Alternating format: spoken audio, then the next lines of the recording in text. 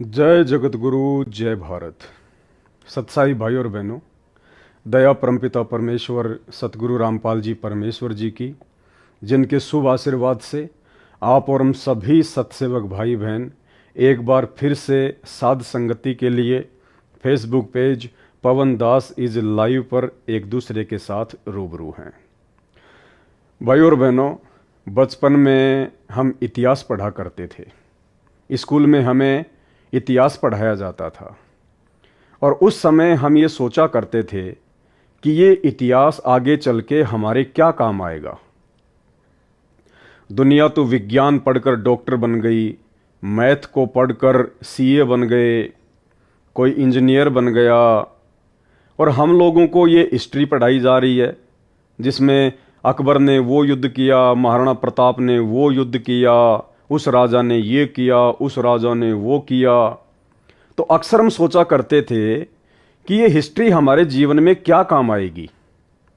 लेकिन वर्षों बाद आज पता चल रहा है कि वो हिस्ट्री भी जीवन में काम आती है।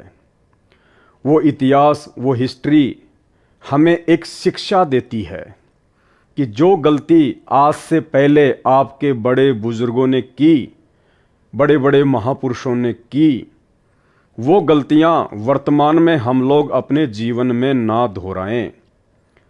और यदि वैसी ही कोई परिस्थितियां हमारे सामने आके खड़ी हो रही हैं तो हमने उन परिस्थितियों का इतिहास से शिक्षा लेते हुए कैसे सामना करना है, कैसे हमने उन परिस्थितियों से लड़ना है, संघर्ष करना है, समाधान निकालना है।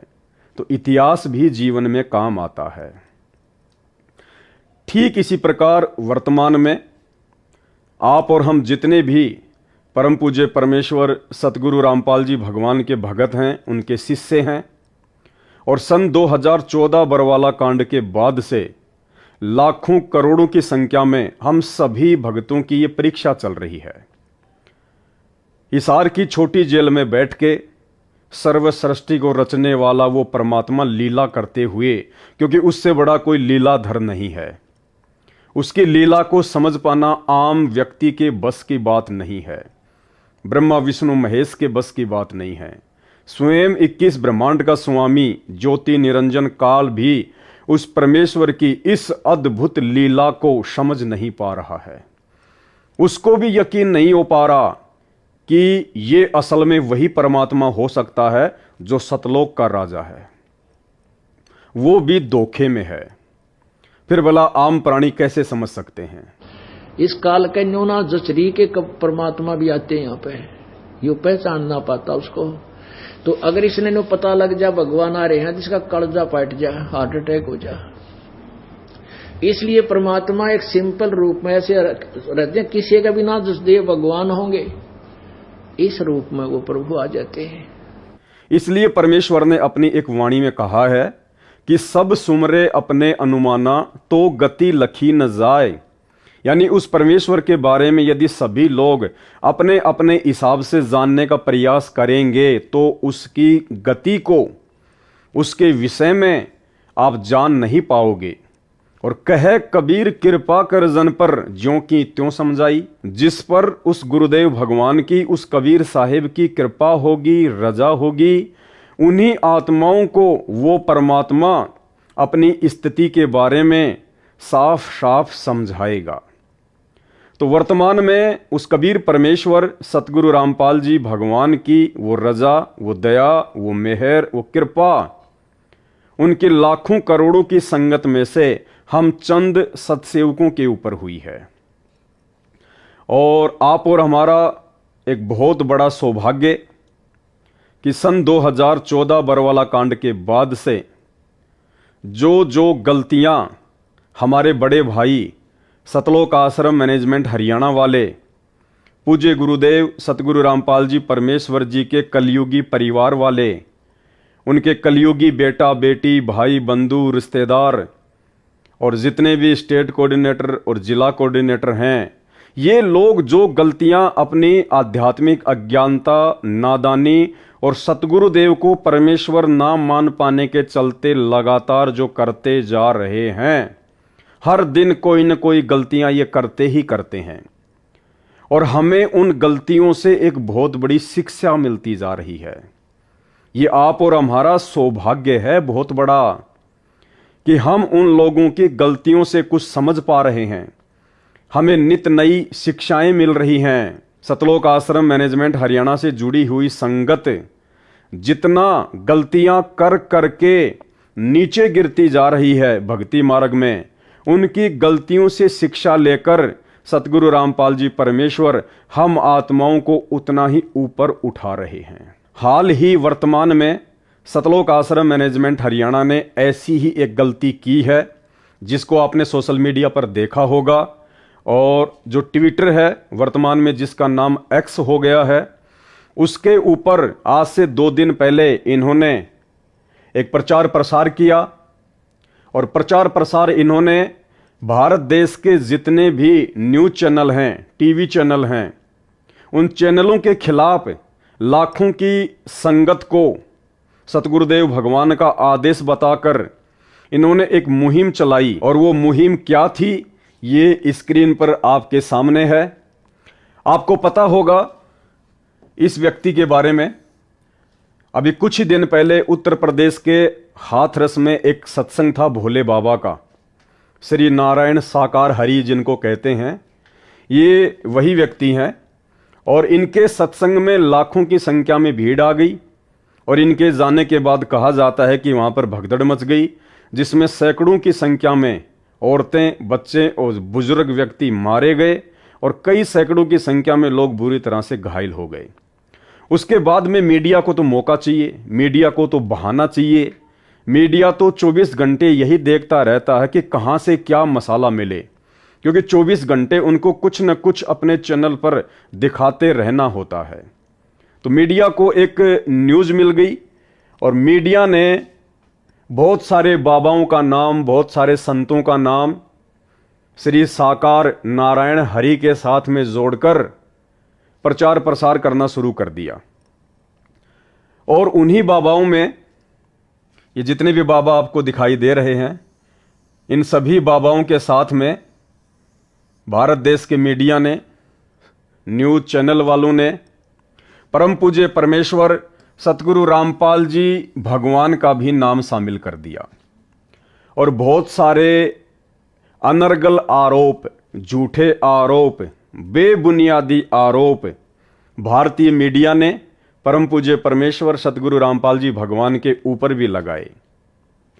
उसके बाद जैसे ही इस बात का सतलोक आश्रम मैनेजमेंट हरियाणा वालों को पता चला कि हमारे गुरुदेव का नाम भी इन न्यूज़ चैनल वालों ने, मीडिया वालों ने अन्य नकली संतों के साथ में जोड़ दिया है और लगातार गुरुदेव के विषय में झूठी खबरें चलाई जा रही हैं, दिखाई जा रही हैं। उसके बाद सतलोक आश्रम मैनेजमेंट हरियाणा ने लाखों की संगत को एक फरमान पारित कर दिया। जितने भी लोग सोशल मीडिया से जुड़े हुए हैं, जो लोग सोशल मीडिया पर, फेसबुक पर, यूट्यूब पर, एक्स पर, ट्विटर पर, इंस्टाग्राम पर जो सेवा करते हैं, उन सभी के पास में एक मैसेज वायरल कर दिया कि हम आपको एक मटेरियल बना के भेज रहे हैं, हम आप लोगों को तरह तरह के पोस्टर बना के भेज रहे हैं। उन पोस्टर्स को आप लोगों ने ज़्यादा से ज़्यादा ट्विटर पर, एक्स पर, इंस्टाग्राम पर, यूट्यूब पर, फेसबुक पर शेयर करना है। और संगत तो संगत है बेचारी, संगत तो हमेशा से नादान ही रही है, हमेशा से भोली ही रही है। और यही कारण है 4 युग बीत चुके हैं, हमेशा स्वार्थी लोगों ने अपने स्वार्थ के लिए, अपनी मान बढ़ाई के लिए, अपने अहंकार के चलते, अपने धार्मिक धंधे के चलते उस भोली और नादान संगत का जमकर फायदा ही उठाया है। और वही फायदा वर्तमान में परम पूज्य परमेश्वर सतगुरु रामपाल जी के नाम की आड़ में उनके परिवार वाले, सतलोक आश्रम मैनेजमेंट हरियाणा वाले निरंतर उनके लाखों पढ़े लिखे भक्तों का उठा रहे हैं। भ्रष्ट मीडिया डूब मरो, गलत खबरें दिखाना बंद करो। संत रामपाल जी महाराज का शिष्य हूँ।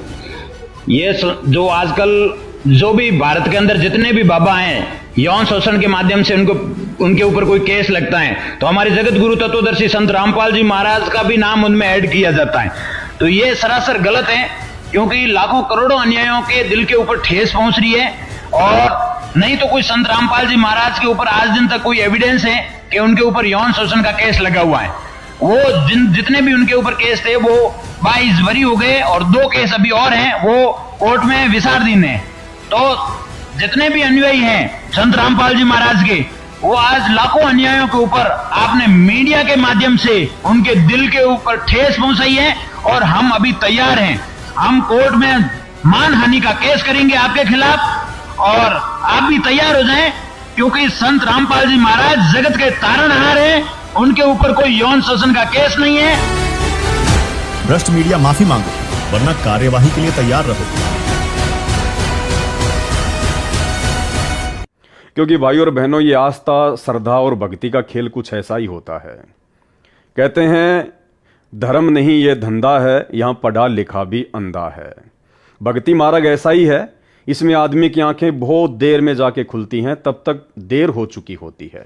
खैर जो भी है, दास आज जो लाइव आया है, तो मेरा लाइव आने का मुख्य मोटिव केवल यही है कि जो गलती वर्तमान में परम पूज्य परमेश्वर सतगुरु रामपाल जी भगवान से पूर्ण आध्यात्मिक ज्ञान लेने के बाद लाखों की संख्या में उनके पढ़े लिखे भगत कर रहे हैं, हम सत्सेवक भाई बहनों ने, जिनको परमपिता परमेश्वर जी ने सतलोक के लिए चुना है, जिनको एक नेक और सुयोग्य और ज्ञानी भगत बनाने के लिए साध संगति से जोड़ा है, सत्सेवक का नाम दिया है, हम भाई बहन, हमारे उन बड़े भाई बहन सतलोक आश्रम मैनेजमेंट हरियाणा वालों द्वारा हर दिन की जाने वाली गलतियों से शिक्षा लेकर, सबक लेकर अपने जीवन में इतने सावधान हो जाएं कि निकट भविष्य में ये काल हमसे छोटी से छोटी गलती भी ना करवा पाए,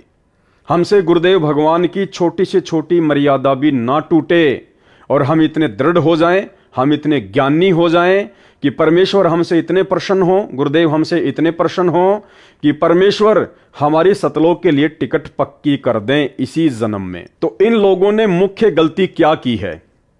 देखिए, यदि आपके गुरु के बारे में, आपके परमेश्वर के बारे में यदि कोई उल्टा सीधा बोलेगा तो ठीक है, भगत का ये कर्तव्य बनता है, भगत का ये दायित्व बनता है कि उसको समझाए। अब बोलने को तो इस श्री नारायण साकार हरि के जो भगत हैं वो भी मीडिया के खिलाफ कुछ न कुछ वीडियो बनाए रहे हैं, कुछ न कुछ बातें आपस में बोल ही रहे हैं कि भाई हमारे गुरुदेव की गलती नहीं है, ये तो भीड़ की गलती है। हमारे गुरुजी ने तो साफ साफ मना कर दिया था कि जब भी आप सत्संग में आओ, आप जी बुजुर्गों को लेके मत आया करो, जो लोग ज़्यादा बीमार हैं उनको लेके मत आया करो, अपने छोटे छोटे बच्चों को लेके मत आया करो।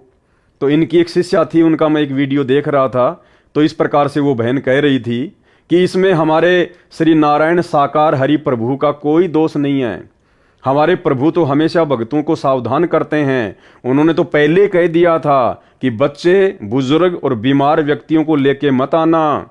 और वैसे भी ये भगदड़ हमारे श्री नारायण साकार हरि प्रभु के जाने के बाद में मची है, भगत लोग उनके वचनों पे नहीं चलते, इसमें हमारे प्रभु की कोई गलती नहीं है।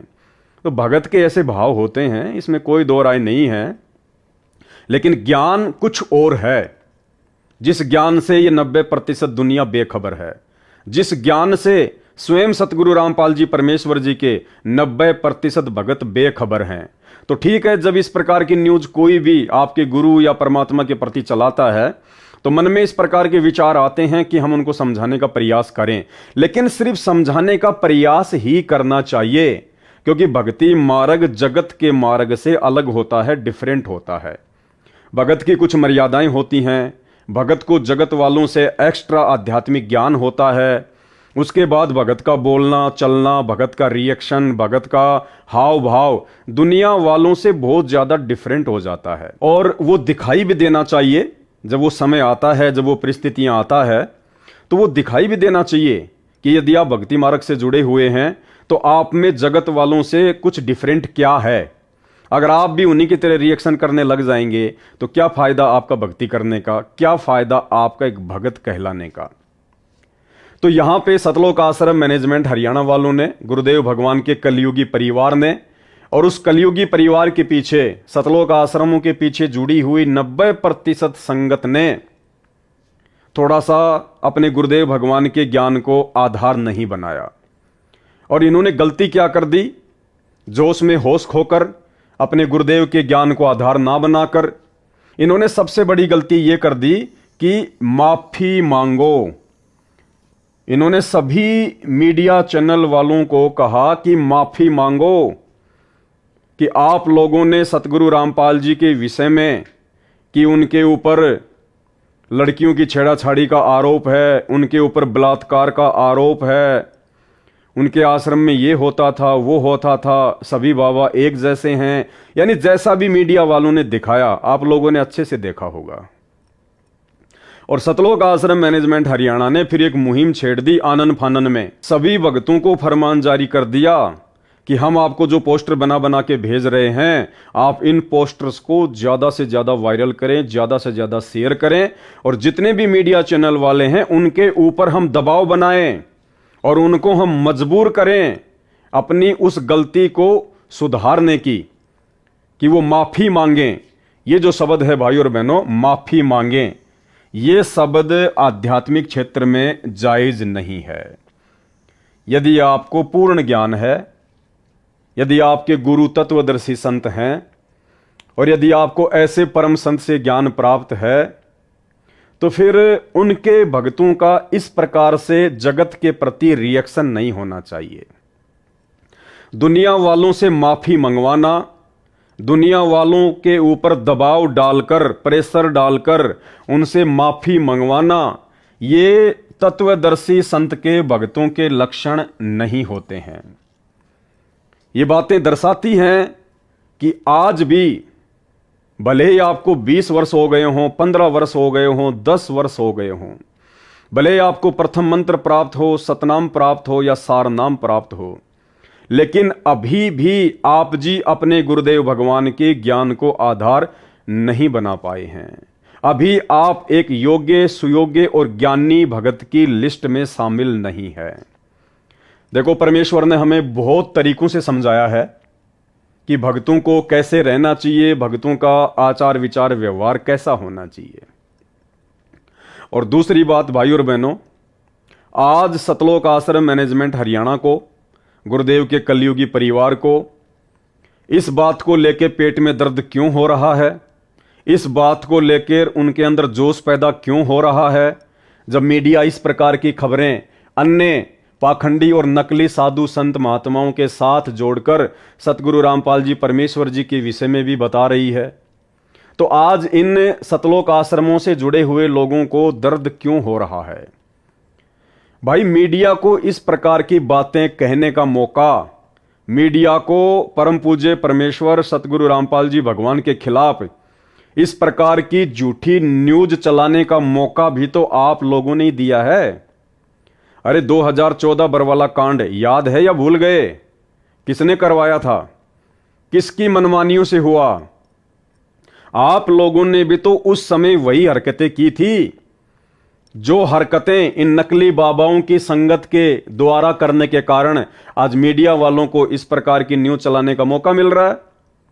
बल्कि आप तत्वज्ञानी भक्तों ने तो 2 कदम आगे बढ़ के कुकर्म किए थे। ये श्री नारायण साकार हरि के भगत, इन भक्तों ने कम से कम प्रशासन के साथ में लड़ाई झगड़ा तो नहीं किया।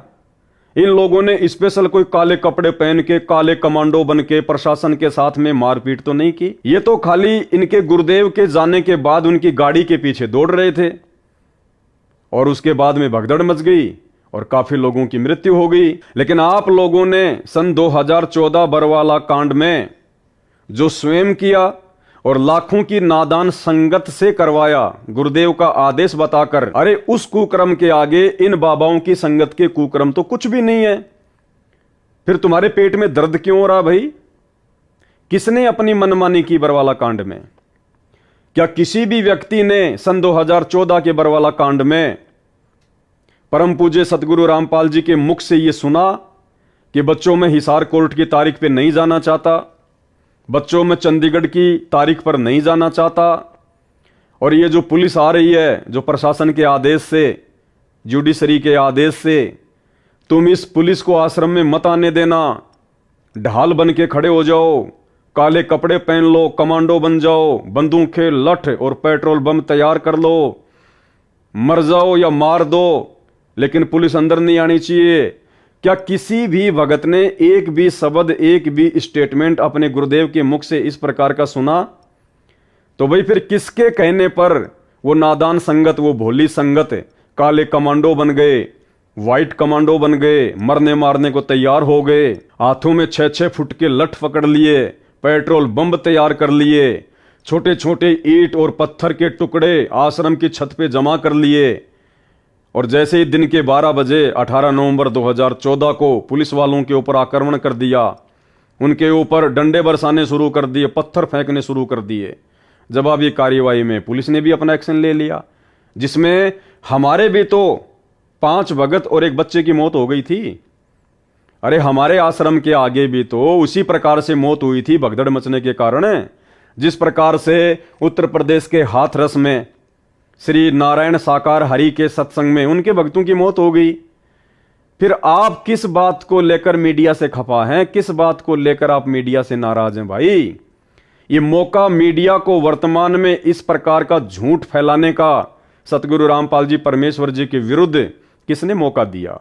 आप भक्तों ने तो मौका दिया, आप बड़े बड़े कोऑर्डिनेटरों ने तो मौका दिया, आप गुरुदेव के भाई ने तो मौका दिया, आप गुरुदेव के बेटा बेटियों ने, उनके परिवार वालों ने, रिश्तेदारों ने तो मौका दिया। तो भाई फिर पेट में दर्द किस बात का? सहन करो फिर, और अपनी गलतियों को नजरअंदाज क्यों कर रहे हो?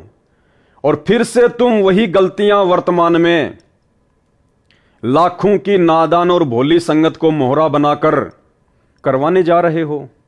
भाई और बहनों, जिस प्रकार इन लोगों ने, सतलोक आश्रम वालों ने संगत, पैसा और पावर के बलबूते पर 2014 में अपनी मनमानी हरकतें करते हुए गुरुदेव के ज्ञान, सत्संग और शिक्षाओं के विरुद्ध मनमाना आचरण करते हुए लाखों की संगत को गुरुदेव का वचन तुड़वाकर प्रशासन के सामने मरने मारने के लिए खड़ा कर दिया था, वही गलतियां आज 10 साल के बाद ये लोग फिर से संगत से करवा रहे हैं। कुछ नहीं बदला इन लोगों का, जरा भी चेंज नहीं हुआ इन लोगों में। क्योंकि परमेश्वर अपने सत्संगों में भाई और बहनों हमें बहुत तरह से समझाते हैं कि काल का जीव कौन होता है और सतगुरु का जीव कौन होता है। परमेश्वर ने हमें बताया कि कोटि वर्ष करो संगत संतों की, और पत्थर का जल में क्या भीजे, एक चंदन बन में रंग ला दे, बांस बिटंबी ना सीजे। जिस प्रकार पत्थर को यदि आप 1 करोड़ वर्ष तक भी जल में भिगो के रखो, जल में डाल के रखो, और 1 करोड़ वर्ष बाद भी यदि उसको बाहर निकालकर आपस में रगड़ो, वो चिंगारी ही पैदा करेगा। जबकि गुरुदेव ने बताया कि जल का स्वभाव होता है निर्मल करना। पानी तो हर चीज को मुलायम कर देता है, नॉर्मल कर देता है, निर्मल कर देता है, लेकिन पत्थर के ऊपर उस जल का भी कोई असर नहीं होता। इसी प्रकार जो काल के जीव होते हैं, जो काल के प्राणी होते हैं, जो भक्ति के अधिकारी जीव नहीं होते हैं, उनके ऊपर सतगुरु के वचनों का, सतगुरु के ज्ञान का, सतगुरु की शिक्षाओं का कोई असर नहीं होता है। वो आत्मा चाहे 1 करोड़ वर्ष भी उस संत की संगत करें, उसके चरणों में रहें, तो भी उनके ऊपर ज्ञान का कोई असर नहीं होता है। फिर परमेश्वर ने बताया कि जैसे सर्प चंदन लिपटाई, तन भया शीतल पर विष नहीं जाई। जैसे सांप होता है, चंदन के जो जंगल होते हैं वहां पे सांप पाए जाते हैं ज्यादा, क्योंकि चंदन का पेड़ जो होता है वो ठंड देता है, ठंडक होती है उसमें, और सांप के अंदर, सर्प के अंदर अपनी गर्मी बहुत ज्यादा होती है, और ठंड प्राप्त करने के लिए वो सांप चंदन के पेड़ के चारों तरफ लिपट जाता है, बिल्कुल शांत दिखाई देता है, साधु दिखाई देता है। और परमेश्वर कहते हैं उसको जरा सा यदि आप छेड़ दो, तुरंत फन उठा के खड़ा हो जाएगा, तुरंत। तो परमेश्वर ने उस सांप की तुलना काल के जीव के साथ की है कि जैसे सर्प चंदन लिपटाई, तन भया शीतल पर विष नहीं जाई। वो शरीर तो शीतलता महसूस कर रहा है लेकिन उसके अंदर का जहर नहीं गया। तो इसी प्रकार जो संत होते हैं, जो तत्वदर्शी संत होते हैं, वो चंदन के पेड़ की तरह होते हैं। उनका काम होता है शीतलता देना। और जो काल के जीव होते हैं वो होते हैं उस सांप की तरह, सर्प की तरह। वो उस संत के चरणों में रहकर, संत के समीप रहकर, संत से शिक्षा और दीक्षा लेकर भी जब तक वो संत के पास रहेंगे तब तक तो वो भगत दिखाई देंगे, सांप की तरह शीतल दिखाई देंगे। और जब वो विषम परिस्थितियां कभी उसके सामने पैदा होती हैं, उस समय वो अपना असली रंग, अपना असली रूप दिखा देता है, अपना असली मनमाना आचरण दिखा देता है। तो ये हाल वर्तमान में सतलोक आश्रम मैनेजमेंट हरियाणा और उनसे जुड़ी हुई लाखों की संख्या में नादान संगत की हो रही है। ये लोग इस प्रकार की घटनाओं को अंजाम देकर ये साबित कर देते हैं कि हमने अभी तक सतगुरु रामपाल जी परमेश्वर जी के ज्ञान को 1% भी नहीं समझा है। और अब भी आपकी आंखें नहीं खुलेंगी और आपकी प्रेरणा नहीं बनेगी तो फिर इंसान नहीं, पत्थर हो तुम, पत्थर। कोटि वर्ष करे संगत संतों की, पत्थर का दिल में क्या बीजे, चंदन बन में रंग ला दे, एक बांस बिटन भी ना सींचे। पत्थर को जल में डाल दे, कितने गहरे जल में डाल दे, कितने दिन डाले रखे, उसका कोई असर जल का नहीं होता। नहीं, जल से तो नरम होता है पदार्थ, बाहर निकालते उसको घिसा दे दूसरे पत्थर से, जो का तो चिंगारी निकलेंगे। तो पत्थर जैसे प्राणियों को किसी चीज का असर नहीं होता। ये अमृत वाणी उन पुण्यात्माओं को झंझोड़ कर रख देंगी जिनकी आंखें काल में अज्ञान से बंद कर रखी। तो ये संतों के लक्षण नहीं होते हैं। माफी मंगवाना ये भगतों के लक्षण नहीं होते हैं। भगत हमेशा आधीन होता है, भगत हमेशा झुक के चलता है, भगत हमेशा विनम्र होता है। यदि फिर भी कोई आपके गुरुदेव के बारे में इस प्रकार की अनर्गल बातें करता है, चाहे वो मीडिया हो चाहे कोई आम व्यक्ति हो, तो भगत का ये दायित्व बनता है, भगत का ये कर्तव्य है कि भगत उसको प्यार प्रेम से समझाए कि भाई देखो, आप जिस प्रकार की बातें कर रहे हैं ऐसा कुछ भी नहीं है। हम सतगुरु रामपाल जी परमेश्वर जी के शिष्य हैं, हम उनसे जुड़े हुए हैं, हकीकत कुछ और है जिससे आप लोग अपरिचित हो। तो आप लोग इस प्रकार की झूठ हमारे गुरुदेव भगवान के खिलाफ ना फैलाएं और जो सत्य है आप उसको जानने का प्रयास करें। उसके बाद भी यदि वो लोग आपकी बातों को नहीं मानते हैं तो भी परमेश्वर हमें यही शिक्षा देते हैं कि आपने फिर उसके साथ में जोर जबरदस्ती नहीं करनी है, आपने उसके ऊपर किसी प्रकार का कोई प्रेशर नहीं डालना है। लेकिन यहां पे आप देखेंगे साफ साफ सतगुरु रामपाल जी परमेश्वर जी की मर्यादाओं के खिलाफ, गुरुदेव भगवान की मर्यादाओं के खिलाफ सभी न्यूज चैनलों के प्रति सोशल मीडिया पर जमकर इस प्रकार के पोस्टर लाखों की संगत से वायरल करवाए गए हैं और समाज में यह संदेश दे दिया गया है सतलोक आश्रम मैनेजमेंट हरियाणा के द्वारा कि भैया हमसे बच के रहना, हम कोई भगत वगत नहीं है, हम कोई ज्ञानी वानी नहीं है। ध्यान रखना, यदि हमारे गुरुजी के खिलाफ कुछ भी बोल दिया तो तुम्हारी खैर नहीं है। अगर सीधी उंगली से घी नहीं निकलेगा तो हम टेढ़ी उंगली करना भी जानते हैं। यानी इनमें भगत और भक्ति का कोई लक्षण नहीं है। गुरुदेव ने बताया कि जिस प्रकार बरसात के समय में छोटे मोटे नदी नाले जमकर और फ्लो होकर बहते हैं, जमकर, लेकिन वास्तव में नदी तो उसे कहा जाएगा, सरिता तो उसे कहा जाएगा जो बरसात के सीजन के बावजूद जब जेठ का महीना आता है, गर्मी का महीना आता है, जिस समय हर जगह पानी सूख जाता है, उस समय यदि उस नदी में, उस नाले में लगातार पानी बह रहा है तो वास्तव में वो नदी है।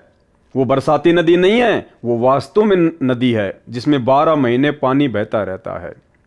ठीक इसी प्रकार गुरुदेव कहते हैं कि भक्ति भाव भादो नदी सबे चले गहराए और सरिता सोई जानिए जो जेठ मास ठहराए। उस नदी की तुलना परमेश्वर ने एक भगत के साथ में की है कि भगत वो होता है जो हर स्थिति में, हर परिस्थिति में विनम्र बन के रहता है, साधु भाव में रहता है, आधीनता में रहता है। चाहे उसके ऊपर कितना ही कोई प्रेशर आए, चाहे लोग कितना ही उसको जोश दिलाएं, चाहे लोग कितना ही उसके विषय में गलत कहें या उसके गुरु के विषय में कुछ जो है वो गलत कहें या उस भगत का जो है कुछ बुरा करना चाहें, ऐसी परिस्थिति में भी यदि वो व्यक्ति शांत है, अपने गुरुदेव को ज्ञान को आधार बनाकर चलता है कि कहने दे, इनके कहने से क्या होगा, हमें पता है कि हम क्या हैं और हमारे गुरुदेव भगवान क्या हैं, इन लोगों के भोंकने से क्या होगा, ऐसे ही भोंक भोंक के रह जाएंगे। जैसे कुत्ता अपनी खुद की परछाई शीशे में देखकर भोंक भोंक कर परेशान हो जाता है, तो इसी प्रकार ये नादान दुनिया वाले, आध्यात्मिक ज्ञान से अपरिचित लोग, सतगुरु की भक्ति से अपरिचित लोग इसी प्रकार से भोंक भोंक के रह जाएंगे। हम सही, हमारे गुरुदेव भगवान सही, कोई दाग नहीं है किसी प्रकार का। तो मीडिया के भोंकने से, दुनिया वालों के भोंकने से ना तो हमारे ऊपर कोई फर्क पड़ेगा, ना हमारे गुरुदेव भगवान के ऊपर कोई फर्क पड़ेगा। और उन बातों को हमने हल्के में, मजाक में टाल देना चाहिए। उसको कहते हैं भगत। और जो व्यक्ति उन बातों को अपने दिल पे ले ले, अपने अंदर जोश पैदा कर ले, दूसरे के प्रति राग द्वेष ईर्ष्या और नफरत पैदा कर ले, जिस प्रकार से सतलोक आश्रम मैनेजमेंट हरियाणा वालों के द्वारा ये इस प्रकार की न्यूज वगैरह को देखकर सभी मीडिया चैनल वालों से माफी मंगवाने के लिए दबाव डाल रहे हैं, उनको प्रेशराइज कर रहे हैं, संगत को इस कुकर्म में लगा दिया, संगत का अनमोल समय और संवासे बर्बाद करवाने में सोशल मीडिया पर लग गए। तो भाई ये सतगुरु के भक्तों के लक्षण नहीं हैं। तो भाई और बहनों, हम जितने भी साथ संगति से जुड़े हुए सत्सेवक भाई बहन हैं, हम भाई बहनों ने इन बातों पर विचार करना है। ये दास कोई ऐसे लाइव नहीं आता है फालतू में, टाइम पास के लिए नहीं आता, कोई पब्लिसिटी या पैसे कमाने के लिए मैं लाइव नहीं आता हूं। गुरुदेव भगवान जब दास को प्रेरणा करते हैं, ऐसा कोई टॉपिक जब मेरे सामने आता है, तब दास लाइव आता है। और लाइव आने का एक ही मकसद होता है कि हमें कुछ नया सीखने को मिले, हमें कुछ शिक्षा मिले, क्योंकि हम लोग वर्तमान में विद्यार्थी हैं, स्टूडेंट हैं, और हम लोगों को कुछ न कुछ अच्छा जीवन में, भक्ति मार्ग में सीखते रहना चाहिए। तो ये परमेश्वर जी की बहुत बड़ी दया, बहुत बड़ी मेहर, वर्तमान में परमात्मा ने अपनी संगत में ऐसी परिस्थितियां पैदा कर दी हैं, जिन परिस्थितियों के मद्देनजर केवल आप और हम सत्सेवक भाई बहन ही गुरुदेव के ज्ञान को आधार बनाकर किन्हीं घटनाओं पर निष्कर्ष निकाल सकते हैं। अन्यथा जिन घटनाओं को लेकर दास लाइव आया है, आप सत्सेवक भाई बहन भी इस बात से भली भांति परिचित हैं कि जो वर्तमान में सोशल मीडिया पर न्यूज चैनल वालों के खिलाफ जिस प्रकार से माफी मंगवाने की ये पोस्ट वगैरह वायरल की जा रही है, ये ज्ञान आधार से उचित नहीं है। आप भी अच्छी प्रकार से इन बातों को जानते हैं। लेकिन वो लोग जो हमारे ही भगत भाई बहन हैं, उनको भी गुरुदेव भगवान ने उसी आश्रम में बैठा के ज्ञान दिया, वही नाम दिया, वही उनको सत्संग सिखाए, अलग से कोई जो है कोचिंग वगैरह ना हमें दी ना उनको दी। फिर वो लाखों की, करोड़ों की भीड़ भला गुरुदेव के ज्ञान को आधार बनाकर इन बातों पर विचार क्यों नहीं कर पा रही? क्यों वो किसी के मनमाने आचरण को अपने ऊपर धारण करके समाज में फैलाने लग जाते हैं? जैसा कि सतलोक आश्रम मैनेजमेंट हरियाणा के द्वारा सभी न्यूज चैनलों के खिलाफ इस प्रकार से माफी मांगे ये न्यूज वगैरह फैलाई जा रही है, ये पोस्ट वगैरह वायरल की जा रही है। तो हम सत्सेवक भाई बहनों ने बहुत ही सावधान होकर एक एक कदम सोच समझकर इस भक्ति मार्ग में आगे रखना है। यदि आप में से किसी सत्सेवक भाई बहन ने जो साथ संगति से जुड़ा हुआ है, यदि आपने गलती से इस प्रकार की ये पोस्ट वगैरह जो सतलोक आश्रम मैनेजमेंट हरियाणा वालों के द्वारा वायरल की जा रही है, अगर आपने भी कर दी है, तो सबसे पहले तो उस पोस्ट को अपनी फेसबुक से, अपने इंस्टाग्राम से या अपने ट्विटर से तुरंत डिलीट कर दें और उसके बाद गुरुदेव भगवान को दंडवत करके माफी मांगें कि हे परमेश्वर, आपके दास या दासी से ये गलती हुई है, परमात्मा मैंने आपके ज्ञान को आधार नहीं बनाया, परमात्मा मैं क्षमा प्रार्थी हूं। हे परमेश्वर, आप तो शब्द स्वरूपी राम हैं, आप तो परमेश्वर हैं, परमात्मा हैं, भला आपके दामन पर कौन बदनामी के छींटे लगा सकता है और कैसे लग सकते हैं? आप तो उस कमल के फूल की भांति हैं परमेश्वर, गुरुदेव भगवान, जिस कमल के पत्तों के ऊपर कीचड़ कभी ठहर ही नहीं सकता। तो इसी प्रकार परमेश्वर, आपके ऊपर ये आप ही के बच्चे, ये मीडिया वाले भी तो परमात्मा के ही बच्चे हैं, ये भी तो उसी सतगुरु की आत्माएं हैं। ठीक है, वर्तमान में उनको ज्ञान नहीं है, उनको परमेश्वर की स्थिति का आभास नहीं है, आप और हमारा सौभाग्य जो गुरुदेव ने शरण में ले लिया, ज्ञान दे दिया, हम पहचान गए। हैं तो वो भी मालिक के बच्चे, हैं तो वो भी गुरुदेव भगवान की आत्माएं, तो वो वर्तमान में उनको पहचान नहीं पा रही, उनको समझ नहीं पा रही, और वो वर्तमान में अपने बाप के ऊपर इस प्रकार से बदनामी के छींटे डाल रहे हैं। लेकिन बाप तो बाप है, कोई सामान्य व्यक्ति तो है नहीं, कोई सामान्य संत तो है नहीं, ये तो सर्व सृष्टि रचनहार कुल मालिक असंख्य ब्रह्मांडों का स्वामी है।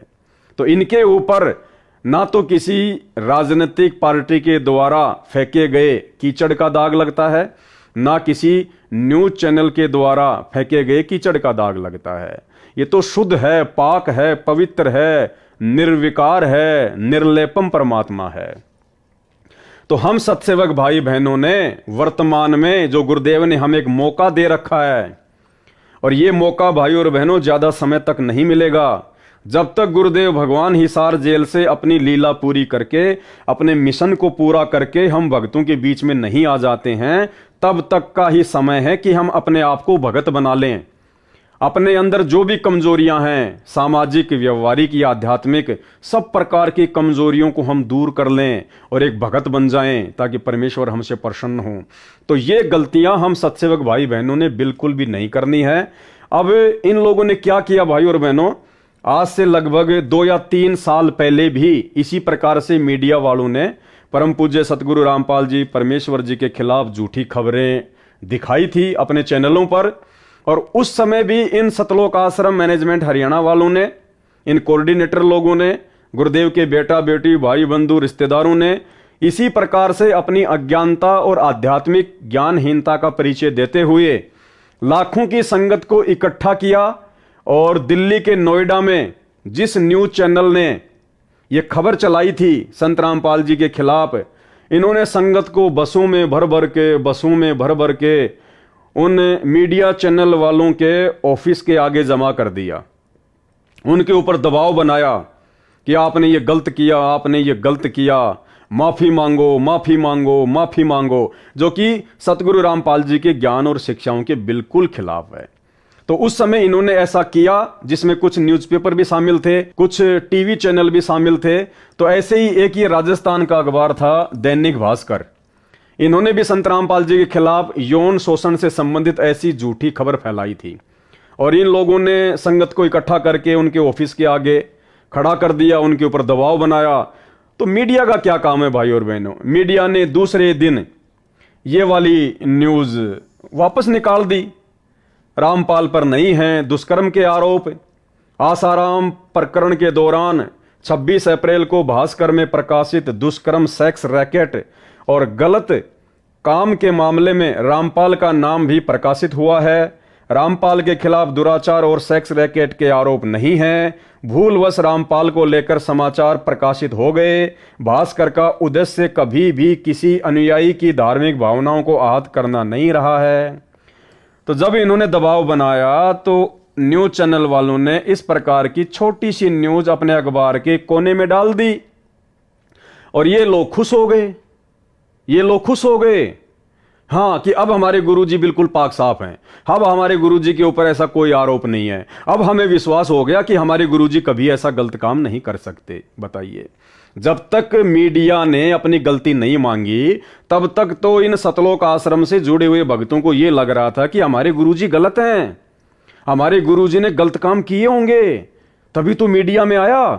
तभी तो मीडिया की उस न्यूज को देखकर ये लाखों की संगत नाराज हो गई, लाखों की संगत के मन में दोष पैदा हो गया। और जैसे ही मीडिया ने अपनी गलती मांगी तो ये प्रसन्न हो गए, ये खुश हो गए कि अब हमारे गुरुजी बिल्कुल पाक साफ हैं।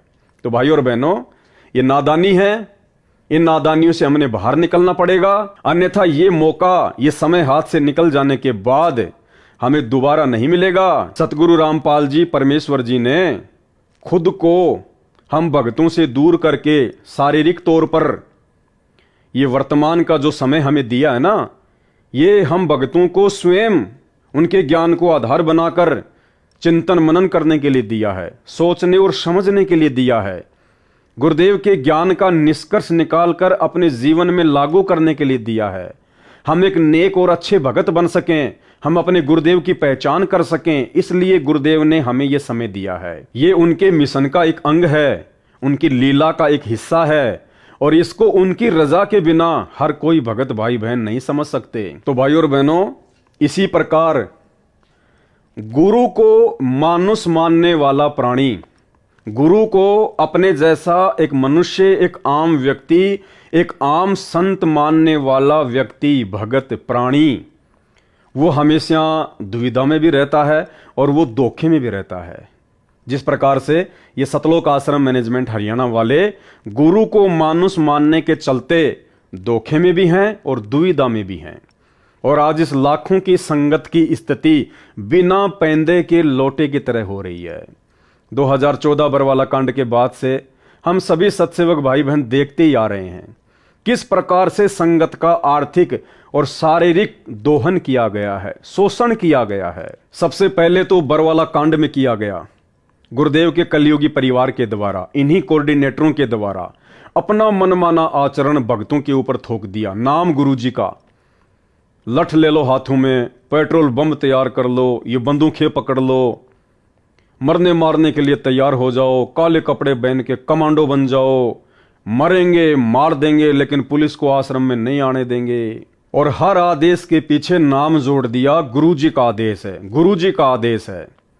अब हम नादान भगत भाई बहन इस काल के षड्यंत्र को समझ नहीं पाए, क्योंकि परमेश्वर कहते हैं कि जब तक हंसा हमरी आना और काल लगे ना तेरा बाणा, जब तक मेरा भगत मेरी मर्यादा में रहेगा काल तेरा दाव नहीं लग सकता। लेकिन उस समय परमात्मा के, सतगुरुदेव भगवान के सतलोक आश्रम में बैठे होने के बावजूद भी काल का दाव लग गया, और काल ने उन्हीं भक्तों को अपना मोहरा बनाया, अपना एजेंट बनाया, जिन्हें हम सतगुरुदेव के भाई बंधुओं के नाम से जानते हैं, उनके बेटा बेटी के नाम से जानते हैं, उनके रिश्तेदारों के नाम से जानते हैं, चंद कोऑर्डिनेटरों के नाम से जानते हैं।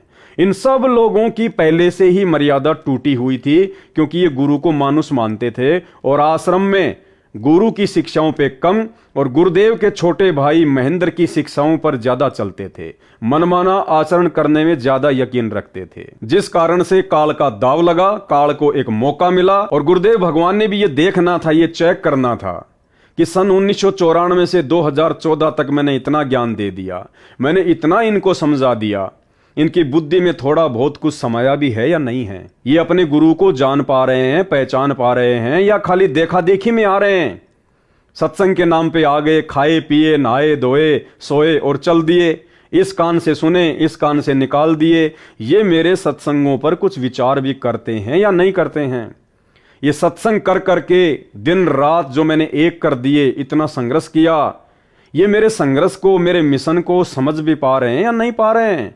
कि गुरुदेव खाली टाइम पास या मनोरंजन के लिए सत्संग कर रहे हैं, या गुरुदेव हमें इन सत्संगों के माध्यम से कुछ बनाना चाहते हैं, कुछ समझाना चाहते हैं? गुरुदेव का मकसद क्या है, उनका मिशन क्या है, हमें क्या करना चाहिए? ये लोग खाली भेड़ चाल में चल रहे हैं या कुछ इनकी बुद्धि में भी समाया है? तो गुरुदेव भगवान भी चुपचाप रहे, कुछ नहीं बोले। परमात्मा ने भी भीड़ को छांटना था, क्योंकि देखो जहां गुरु और शिष्य परंपरा आ जाती है वहां पर परीक्षा होती होती है, कोई दो राय नहीं है।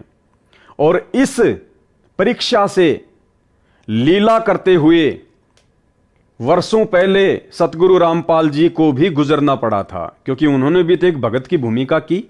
17 फरवरी 1988 को अपने मुंह बोले गुरुदेव आदरणीय राम देवानंद जी से उन्होंने नाम दीक्षा ली। जैसा कि 650 साल पहले इसी परमपिता परमेश्वर सतगुरु रामपाल जी ने कबीर नाम से आकर काशी के बनारस में और पंडित रामानंद जी से नाम दीक्षा ली थी, उनको अपना मुंह बोला गुरु बनाया था। दुनिया की नजरों में तो कबीर जी रामानंद जी के शिष्य थे, और रामानंद जी की नजरों में कबीर जी रामानंद जी के गुरु थे। तो ठीक वही लीला भाई और बहनों, क्योंकि परमात्मा तो वही है, साहिब तो वही है, वही कबीर परमात्मा वर्तमान में है, सतगुरु रामपाल जी के रूप में है। तो जाहिर सी बात है लीलाएं भी वही होनी है। क्योंकि जगत गुरु कौन होता है? जगत गुरु उसे कहते हैं जो पूरे जगत को ज्ञान दे, जिसके समान ज्ञान पूरे जगत में किसी को ना हो, उसको कहते हैं जगत गुरु। और यदि किसी को लगता है कि संत रामपाल जी ने तो 17 फरवरी 1988 को और आदरणीय राम देवानंद जी महाराज जी से नाम उपदेश लेकर उनसे ज्ञान ग्रहण किया है, और उसके बाद 1994 से वो नाम दीक्षा देने लग गए। उसके बाद उनके भगत उनको जगत गुरु कहने लग गए। तो भाई जगत गुरुओं के लक्षण ये नहीं होते हैं। जगत गुरु किसी गुरु से नाम लेकर या शिक्षा लेकर आगे शिक्षा नहीं देता। जगत गुरु तो सदा से ही जगत गुरु होता है।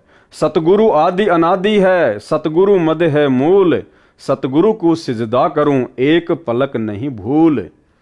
सतगुरु पूर्ण ब्रह्म है, सतगुरु आप अलेख, सतगुरु रमता राम है, इसमें मीन न मेख। तो वर्तमान में सतगुरु रामपाल जी परमेश्वर जी की लाखों करोड़ों की संख्या में जो संगत है, और जो संगत नादानी में, अज्ञानता में, मूर्खता में, भेड़ चाल में, देखा देखी में 17 फरवरी के दिन सतगुरु रामपाल जी परमेश्वर जी का बोध दिवस मनाती है, उन आध्यात्मिक ज्ञानहीन भक्तों को यह समझना चाहिए कि आपके गुरु जी को बोध करवाने वाला, यदि आप अपने गुरु को कबीर जी मानते हैं तो, यदि आप अपने गुरु को परमात्मा मानते हैं तो फिर उस कबीर को, उस परमात्मा को, सतगुरु रामपाल जी को बोध करवाने वाला, चाहे आध्यात्मिक ज्ञान हो चाहे व्यवहारिक ज्ञान हो, उस परमेश्वर को बोध करवाने वाला, बोध का मतलब होता है ज्ञान। इस सकल सृष्टि में ना कोई पैदा हुआ था, ना कोई पैदा है और ना कोई पैदा होगा, क्योंकि सकल सृष्टि उस कबीर परमेश्वर सतगुरु रामपाल जी भगवान ने ही सर्जन की है। सब उसके थल्ले थल्ले हैं, उसके नीचे नीचे हैं। तो 17 फरवरी को बचो अपने गुरुदेव का बोध दिवस मनाने से। देखा देखी में मत चलो, ये देखा देखी का मार्ग नहीं है। 650 साल पहले हम 64 लाख भगत इसी देखा देखी में तो मार खा गए, और उसी देखा देखी में आज वो काल गुरुदेव भगवान के कलयुगी परिवार को, सतलोक आश्रमों से जुड़े हुए मुख्य मुख्य लोगों को मोहरा बनाकर आप और हमें ठगना चाह रहा है। आप और हमें ठगना चाह रहा है गुरुदेव भगवान का बोध दिवस मनवाकर। तो भाई और बहनों, ऐसी नादानी करने से बचना, अन्यथा ये मौका सतलोक जाने का, परमात्मा के दिल में उनके चरणों में जगह बनाने का हमें दोबारा नहीं मिलेगा। इसलिए अब हमने नादानी छोड़कर परमेश्वर जी के ज्ञान को आधार बनाकर, अगर हम उनको जगत गुरु कहते हैं तो जगत गुरु का मतलब होता है पूरे जगत को ज्ञान देने वाला। और कोई व्यक्ति किसी दूसरे गुरु से ज्ञान लेके अगर आगे ज्ञान दे रहा है तो फिर वो जगत गुरु नहीं कहला सकता। ये कुछ लक्षण होते हैं जगत गुरु के, ये आप लोगों ने समझना पड़ेगा। भाई और बहनों, ज्ञान को आधार बना के साथ संगति से जुड़िए। यूट्यूब और फेसबुक पर जाकर पवन दास इज लाइव सर्च कीजिए, साथ संगति के वीडियो देखो, तुम्हें बहुत कुछ समझ में आएगा गुरुदेव भगवान के आशीर्वाद से। तो गुरु को मानुष मानने वाला प्राणी, गुरु को अपने जैसा एक आम व्यक्ति, आम संत मानने वाला व्यक्ति, भगत हमेशा धोखा खाता ही खाता है, और वो बिना पैंदे के लोटे की तरह होता है। उसका कोई भी मिस यूज कर सकता है। और ये लाखों की करोड़ों की संगत का 2014 बरवाला कांड के बाद से, चाहे वो इशार की तारीखों पे भेजना हो, चाहे वो राजनीति करवानी हो, कभी कांग्रेस तो कभी बीजेपी को वोट और सपोर्ट करवाना हो, हरियाणा के जाट आरक्षण में जाटों के धरने पर संगत को बैठाना हो, उन जाटों का समर्थन करवाना हो, चंदे के रूप में भक्तों के दान का पैसा देना हो, या राजस्थान के गैंगस्टर जो कि पुलिस एनकाउंटर में मारे जा चुके हैं आनंदपाल सिंह, उसकी सीबीआई जांच के समर्थन में अजमेर की रैली में हजारों भक्तों को बैठाना हो, 5-5 लाख रुपए का चेक उन राजपूत करनी सेना वालों को देना हो। इसके अलावा भी ना जाने भाई और बहनों कितने कुकर्म इन्होंने सन 2014 बरवाला कांड के बाद से संगत से करवाए हैं, लोगों की मर्यादाएं तोड़वाई हैं। गुरुदेव भगवान को इन्होंने भक्ति विरुद्ध कुकर्म करके दुखी किया है। तो अब हम सत्सेवक भाई बहनों ने इस प्रकार की गलतियां करने से बचना है। इसके अलावा भाई और बहनों, परमेश्वर हमें हमेशा यही शिक्षा देते हैं। हमें गुरुदेव ने हमेशा अपने प्रवचनों में, अपने सत्संगों में एक ही बात बताई है कि सबसे पहले आप लोगों ने एक भगत बनना पड़ेगा। जब तक आप भगत नहीं बनोगे, भक्ति आपके हृदय में प्रवेश नहीं करेगी। और परमेश्वर ने भगत का सबसे पहला लक्षण बताया आधीनता। आधीनी के पास है पूर्ण ब्रह्म दयाल, और मान बड़ाई मारियो बेअदबी सिरकाल। जो भगत आधीन होगा, जो भगत ज्ञान से परिपूर्ण होगा, विनम्र होगा, कहते हैं उसके पास में परमात्मा रहता है, आधीनी के पास है पूर्ण ब्रह्म दयाल। और मान बड़ाई मारियो बेअदबी सिरकाल, बेअदबी यानी फालतू की बातें, व्यर्थ की बातें, कहते हैं उनके ऊपर तो काल बैठा रहता है, बेअदबी सिरकाल। तो परमेश्वर सतगुरु रामपाल जी ने, सारी सृष्टि के रचनहार ने, हमारे पूज्य गुरुदेव भगवान ने हमें एक सुयोग्य भगत बनाने के लिए क्या शिक्षा दी है। परमेश्वर कहते हैं कि जो तोको काटा बोवे वाको बोतू फूल, और तोहे फूल के फूल हैं वाको हैं त्रिशूल। ये शिक्षा दी है परमात्मा ने। पुण्यात्मा, दुष्ट लोगों का काम तो उनका स्वभाव ही होता है दुष्ट कर्म करने का, और साधु संतों का काम होता है स्वभाव जो उनका होता है परमार्थ ही करने का। और कबीर साहब ने हमें शिक्षा भी दी है कि जो तोकू काटा बोवे ताको बोतू फूल, तो हे फूल के फूल हैं वाको है त्रिशूल। हमें परमात्मा कहते हैं कि आपको यदि कोई कष्ट देता है आप उसको कुछ ना कहो, परमात्मा पर छोड़ो, फिर देखना वो उसका कैसा रिजल्ट आपको देगा। जो तोकू काटा बोवे वाको बोतू फूल, और तोहे फूल के फूल है वाको है त्रिशूल। वो तो विधान है परमात्मा का, जो जैसे कर्म करेगा उसको फल तो मिलेगा ही मिलेगा। तो आज यदि सतगुरु रामपाल जी परमेश्वर जी का नाम, उस पाक और पवित्र परमेश्वर का नाम, यदि इन तमाम नकली और पाखंडी धर्मगुरुओं के साथ में जोड़कर ये भारतीय मीडिया दिखा रही है, तो इसमें हम भक्तों को उत्तेजित होने की आवश्यकता नहीं है, हम भक्तों को होश में जोश खोने की आवश्यकता नहीं है। परमेश्वर ने हमें जो शिक्षा दी है उसको आधार बनाने की जरूरत है कि जो तोकू काटा बोवे, इस मीडिया ने काटा बोया है, गुरुदेव के खिलाफ उल्टा सीधा बोल के, अनर्गल बातें बोल के, झूठे आरोप लगाकर इस मीडिया ने काटा बोया है। जो तोकू काटा बोवे, फिर परमात्मा कहते हैं भगत का क्या लक्षण है, वाको बोतू फूल। हमने उसके खिलाफ वैसा ही बर्ताव नहीं करना है जैसा उसने किया। सामने वाला यदि कोई पत्थर फेंक रहा है तो भगत ने वापस पत्थर नहीं फेंकने। जो तोकू काटा बोवे वाको बोतू फूल। यदि ये मीडिया, ये न्यूज चैनल वाले परमेश्वर सतगुरु रामपाल जी के खिलाफ झूठा प्रचार कर रहे हैं, अनर्गल बातें कह रहे हैं, सेक्स रैकेट से जोड़ रहे हैं, बलात्कारी कहकर संबोधित कर रहे हैं, यानी कुछ भी झूठ फैला रहे हैं, तुम्हें समझना चाहिए कि ये शैतान का षड्यंत्र है, ये काल का षड्यंत्र है। और वर्तमान में परमात्मा आप और हमारी परीक्षा ले रहा है। काल तो वर्तमान में हर प्रकार से अपने एजेंटों के माध्यम से संगत को फंसाने का ही प्रयास करेगा। वो इसी प्रकार की सूक्ष्म चाल चलेगा।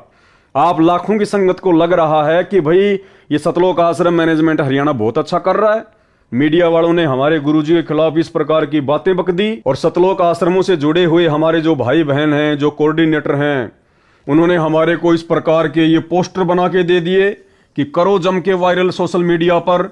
इन मीडिया चैनल वालों की इतनी औकात क्यों हो गई, इन्होंने कैसे हमारे गुरुजी के खिलाफ इस प्रकार की बातें बोल दी। और आप लोगों ने जरा सा भी ज्ञान को आधार ना बनाकर और आंख बंद करके भेड़ चाल में इन पोस्टर्स को वायरल करना शुरू कर दिया। अरे यही तो परीक्षा है परमात्मा की, अरे यही तो सूक्ष्म चाल है दूसरी तरफ उस शैतान की, उस काल की। उधर से वो भी जोर लगाएगा आप और हमारी मर्यादाएं खंडित करवाने के लिए, वो सूक्ष्म चाल चलेगा।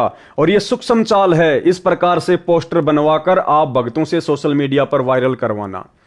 और दूसरी तरफ वो सतगुरु रामपाल जी भगवान जो हिसार की छोटी जेल में बैठकर आप और हम भगत भाई बहन जो इस 21 ब्रह्मांड रूपी शैतान की बड़ी जेल में बैठे हुए हैं, वो परमेश्वर 28 वर्षों से अनमोल तत्व ज्ञान देकर काल की सूक्ष्म चाल से ही हमारी परीक्षा लेगा।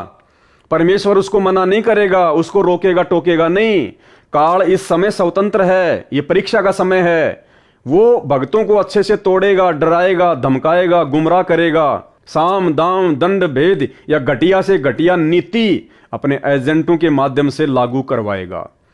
आप और हम सबको अच्छे से पता है वो स्वयं तो आता नहीं है, स्वयं तो वो प्रकट होता नहीं है, उसने कसम खा रखी है। तो वो कैसे प्रकट होता है, वो कैसे अपनी सूक्ष्म चाल चलेगा, वो कैसे भक्तों की मर्यादा तोड़वाएगा। वो उन लोगों को मोहरा बनाएगा जिन भक्तों की मर्यादाएं टूटी हुई हैं, जो भगत गुरु को परमात्मा नहीं मानते हैं। उन लोगों के मार्फत, जिन लोगों के ऊपर लाखों की करोड़ों की संगत आंख बंद करके विश्वास करती है, जैसे आपके कोऑर्डिनेटर गुरुदेव के कलयुगी बेटा बेटी भाई बंधु रिश्तेदार, जिन लोगों पर संगत आध्यात्मिक अज्ञानता के चलते गुरुदेव के ज्ञान को आधार ना बनाकर आंख बंद करके विश्वास करती है, उन्हीं लोगों को मोहरा बनाएगा वो काल। और पिछले 10 वर्षों से बरवाला कांड के बाद उन्हीं लोगों को काल ने लगातार मोहरा बनवाकर भक्तों की मर्यादाएं खंडित करवाई हैं।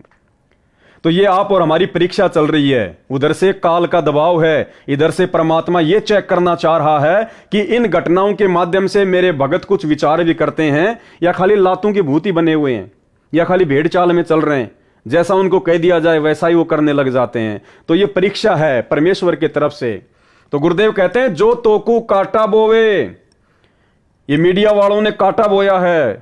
काल की प्रेरणा से हम भक्तों को भड़काने का प्रयास किया, उस काल ने हमारे को ठगने का प्रयास किया।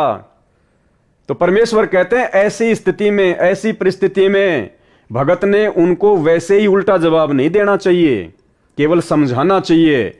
और जिस प्रकार से शब्द यूज किए गए हैं सतलोक आश्रम मैनेजमेंट हरियाणा वालों द्वारा कि माफी मांगे, ये शब्द आध्यात्मिक डिक्शनरी में एक भगत के शब्दकोश में नहीं होते हैं।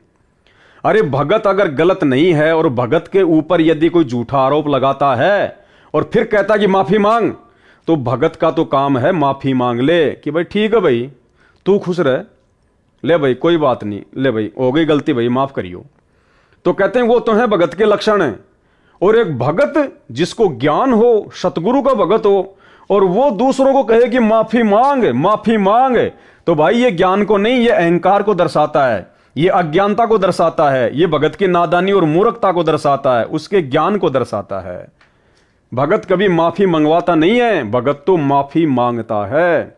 तो ये परीक्षा थी कि जो तोको काटा बोवे वाको बोतु फूल, और तोहे फूल के फूल हैं वाको हैं त्रिशूल। फिर देखना आने वाले समय में जो हमारे विरोधी हैं, जो हमारे विरुद्ध कुप्रचार कर रहे हैं, उनके साथ में परमात्मा किस प्रकार से पेश आएगा, कैसे उनको उनके उन कुकर्मों का हिसाब किताब चुकाना पड़ेगा। हमने वो परमात्मा पे छोड़ना पड़ेगा, गुरुदेव भगवान पर छोड़ना पड़ेगा। हमें केवल अपनी भक्ति से मतलब है, हमने केवल उतना ही करना है जितना गुरुदेव ने अपने सत्संगों में करने के लिए हमारे को निर्देशित कर दिया है कि जो तोकू काटा बोवे वाको बोतु फूल, और तोहे फूल के फूल हैं वाको हैं त्रिशूल। समय आने पर परमात्मा उसको उसके कुकर्मों की सजा ऑटोमेटिक दे देगा। राम किसी को मारे नहीं, मारे तो हत्यारा राम, अपने आप ही मर जाएंगे कर कर खोटे काम। हम भगत क्यों टेंशन लें, हम भगत क्यों सिर में दर्द करें, जब हमारा गुरु समर्थ है, हमारा गुरु सर्वशक्तिमान है, हमारा गुरु निर्विकार निर्विषम निर्लेपम है, कमल के पत्तों की तरह हैं, कमल के फूल की तरह हैं। इनके ऊपर कोई भी दाग, कोई भी कीचड़ लगे नहीं सकता, ठहर ही नहीं सकता। आप रोजाना नित्य नियम में पढ़ते हो, नित्य नियम का पाठ करते हो भक्ति बोध में, और उसमें परमेश्वर की क्या वाणी है, गरीब ऐसा सतगुरु हम मिल्या तेज पुंज की लोय। क्या पढ़ते हैं हम और किसके लिए पढ़ते हैं? अपने गुरुदेव भगवान के लिए पढ़ते हैं। सतगुरु रामपाल जी परमेश्वर जी के लिए बोलते हैं वाणियां नित्य नियम में। क्या बोलते हैं कि गरीब ऐसा सतगुरु हम मिल्या तेज पुंज की लोय। हम भगत कहते हैं कि हमारे को ऐसे गुरुदेव मिले हैं, ऐसे सतगुरु मिले हैं जिनकी तेज पुंज की लोय अर्थात देह, शरीर, बॉडी, जिनका शरीर हाड़ मांस का नहीं है, आप और हमारी तरह नहीं है। गुरु आप और हमारी तरह कोई मानुष नहीं है, आम व्यक्ति नहीं है। गरीब ऐसा सतगुरु हम मिल्या, सतगुरु रामपाल जी के रूप में, जिनकी तेज पुंज की लोय और तन मन अर्पूं शीस कूं होनी होय सु होय। तो ऐसे तेज पुंज के शरीर वाले, नूरी शरीर वाले परमात्मा के ऊपर भाई चाहे मीडिया कीचड़ उछाले, चाहे सरकार कीचड़ उछाले, चाहे आपका पड़ोसी कीचड़ उछाले, उछालने दो। हमें पता है कि हमारे गुरुदेव क्या हैं और हम किस मार्ग पर आगे चल रहे हैं। फिर मन में दर्द क्यों, मन में टेंशन क्यों, मन में परेशानी क्यों, पेट में दर्द क्यों, फिर ये माफी मंगवाने वाला घटिया कर्म क्यों, गुरु के वचनों के खिलाफ ये घटिया कुकर्म करने की आवश्यकता क्या पड़ गई आपको? क्या साबित करना चाहते हो आप जी संत रामपाल जी के ज्ञान को लेकर? अब परमेश्वर ने हमें एक बात और बताई अपने सत्संगों में कि जिस प्रकार से कोई गोरी लड़की है और गोरी लड़की को यदि कोई कह दे कि एक काली, तो गुरुदेव ने बताया कि वो गोरी लड़की उस बात का बुरा नहीं मानती है। क्यों नहीं मानती है? क्योंकि उस गोरी लड़की को पता है कि तू काली नहीं है, तू गोरी है। और उस लड़की को इस बात का पता है कि सामने वाला व्यक्ति तुझे जो काली काली कह रहा है ना, इसके दो ही कारण हो सकते हैं। या तो उस व्यक्ति को इस बात का ज्ञान नहीं है, वो अज्ञानी है, या फिर उसने नशा कर रखा है जिस कारण से वो इस प्रकार की उठपटांग बातें कर रहा है। तो वो गोरी लड़की जिसको काली कहा जा रहा है, जो गोरी है, काली नहीं है, लेकिन उसके बावजूद भी वो लड़की नाराज नहीं होती है, क्योंकि उस लड़की को अपनी वास्तविक स्थिति का पता है कि मैं गोरी हूं या काली हूं। तो इसी प्रकार भाई और बहनों, जब हमें हमारे गुरुदेव भगवान की स्थिति का पता है कि ये तो पाक और पवित्र रब है, परमात्मा है, खुदा है, तेज पुंज की देह है, नूरी शरीर है, निर्विकार निर्विषम निर्लेपम परमात्मा है, इनको कोई दोष लग ही नहीं सकता, इनके ऊपर कोई कर्म लागू होता ही नहीं है। फिर इनको यदि कोई बलात्कारी कहता है, यदि इनके ऊपर कोई कीचड़ उछालता है, यदि गुरुदेव को नकली साधु संतों के साथ में ये भारतीय मीडिया जोड़ती है, और यदि हम भक्तों को इस बात का भली भांति ज्ञान है कि हमारे गुरुजी क्या हैं, तो भाई हमारे पेट में दर्द होना ही नहीं चाहिए, हमारे को परेशानी होनी नहीं चाहिए, हमारे को इस प्रकार से उत्तेजित होना ही नहीं चाहिए, हमारे को जोश में आकर होश खोना ही नहीं चाहिए। जबकि उस गोरी लड़की को तो आनंद सा आता है जब उसको कोई काली कहता है, वो तो हंसती है, मजाक में बात को टाल देती है। और हम तत्वज्ञानी भगत ऐसे महापुरुष से अनमोल तत्वज्ञान लेकर भी आज वर्तमान में भी इस प्रकार की घटिया हरकतें करके अपनी आध्यात्मिक अज्ञानता को दुनिया के सामने पेश कर रहे हैं। इसके अलावा गुरुदेव भगवान ने हमें एक वाणी के माध्यम से और समझाया है कि कहते को कहीं जान दे और गुरु की सीख तू ले, साकट और समान को उल्ट जवाब ना दे। तो भारतीय मीडिया ने यह साकट वाला कुकर्म किया है। परम पूज्य सतगुरु रामपाल जी परमेश्वर जी को, जो कि पाक और पवित्र हैं, जिनके विषय में दुनिया अभी जानती नहीं है, पहचानती नहीं है, इन लोगों ने इन नकली और पाखंडी बाबाओं के साथ में परम पूज्य सतगुरु रामपाल जी परमेश्वर जी को जोड़कर जो साकट वाला कर्म किया है, जो कुत्ते वाला कर्म किया है। तो भाई और बहनों, यदि हम भक्तों को ज्ञान है, क्योंकि वो तो जगत है, उनको तो ज्ञान नहीं है, मीडिया वालों को तो कुछ भी कह सकते हैं, लेकिन हमें तो परमात्मा ने बताया ना कि ऐसी परिस्थिति में जब तुम्हारे खिलाफ या तुम्हारे गुरुदेव के खिलाफ यदि कोई उल्टी सीधी बातें बोले, अनर्गल झूठ फैलाए, तो ऐसे समय में भक्तों का क्या रिएक्शन होना चाहिए? कहते को कहीं जान दे और गुरु की सीख तू ले, साकट और श्वान को उल्ट जवाब ना दे। तो भारतीय मीडिया, ये समाचार पत्र वाले, टीवी चैनल वाले, यदि सतगुरु रामपाल जी परमेश्वर जी के खिलाफ इस प्रकार की झूठी न्यूज चला रहे हैं, कहते को कहीं जान दे, ये जो भी कह रहे हैं इनको कहने दो।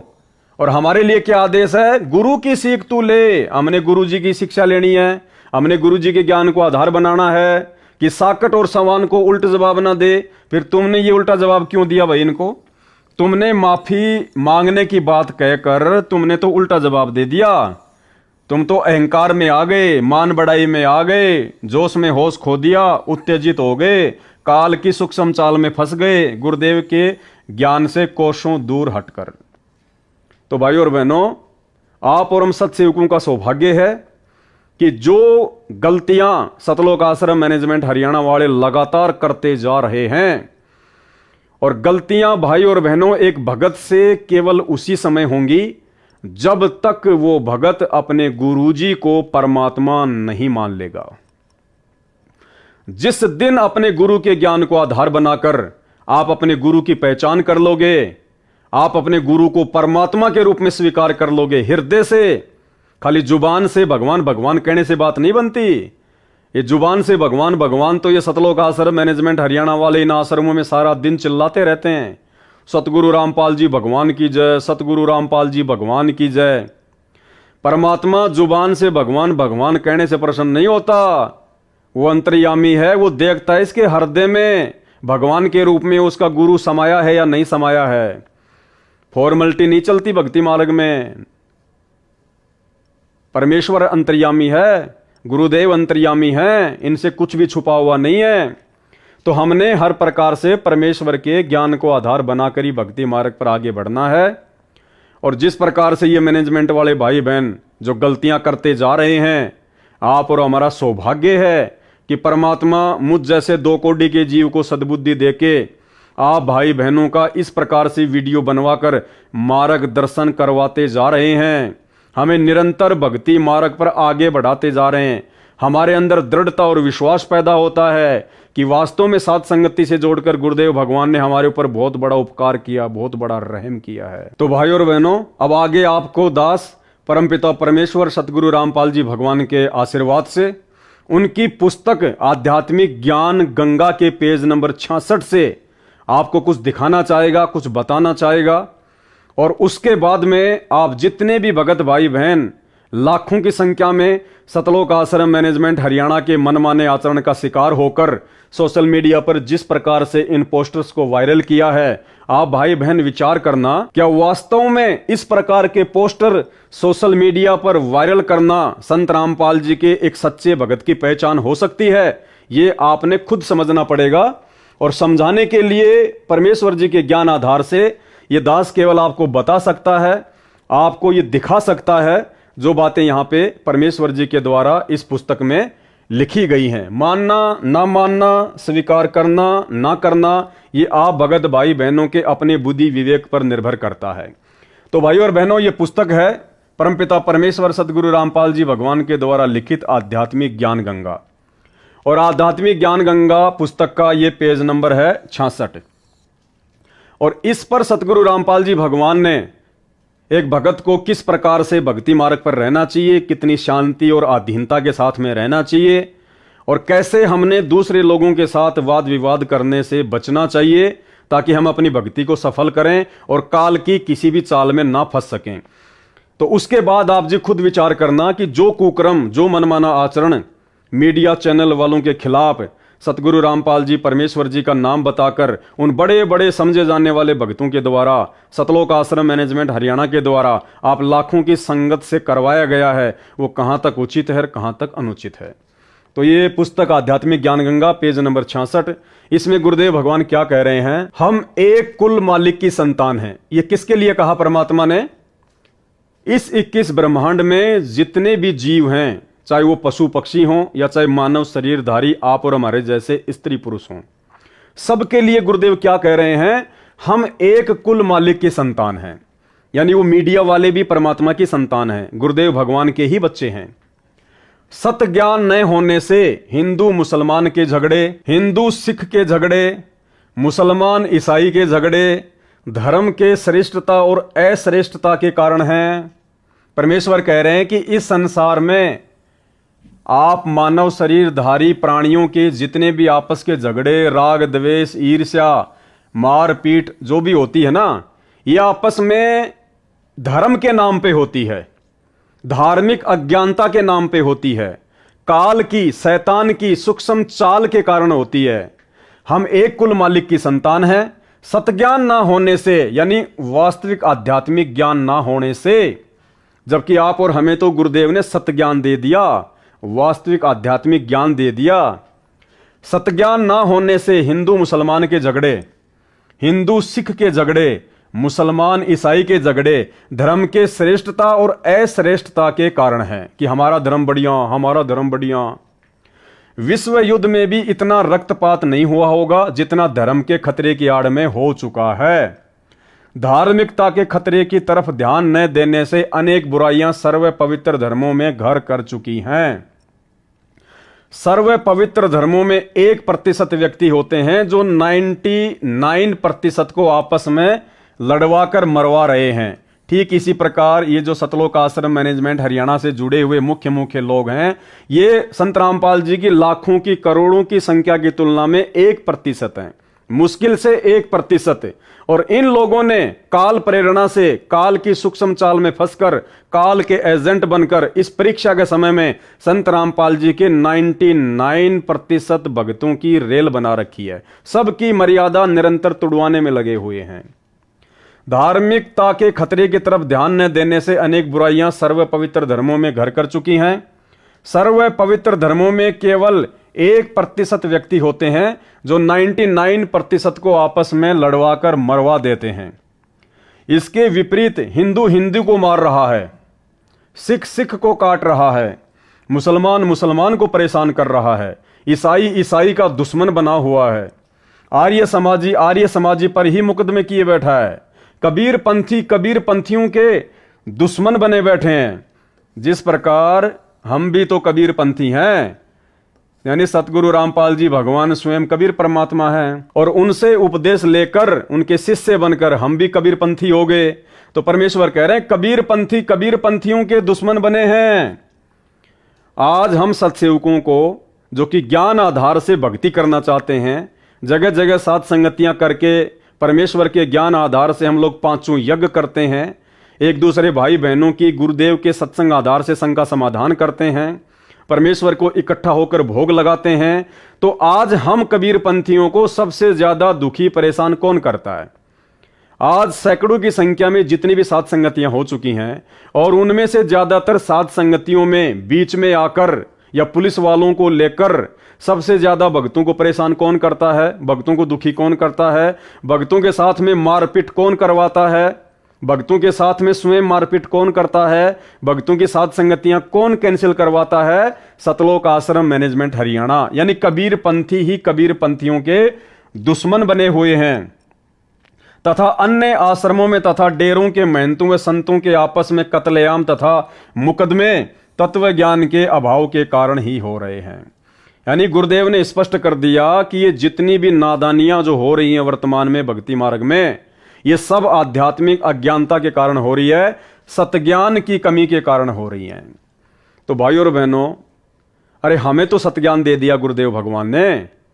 अरे सतलोक आश्रमों से जुड़े हुए भाई बहनों, तुम्हें तो सतज्ञान मिल गया, सच्चा गुरु मिल गया, तत्व ज्ञान मिल गया।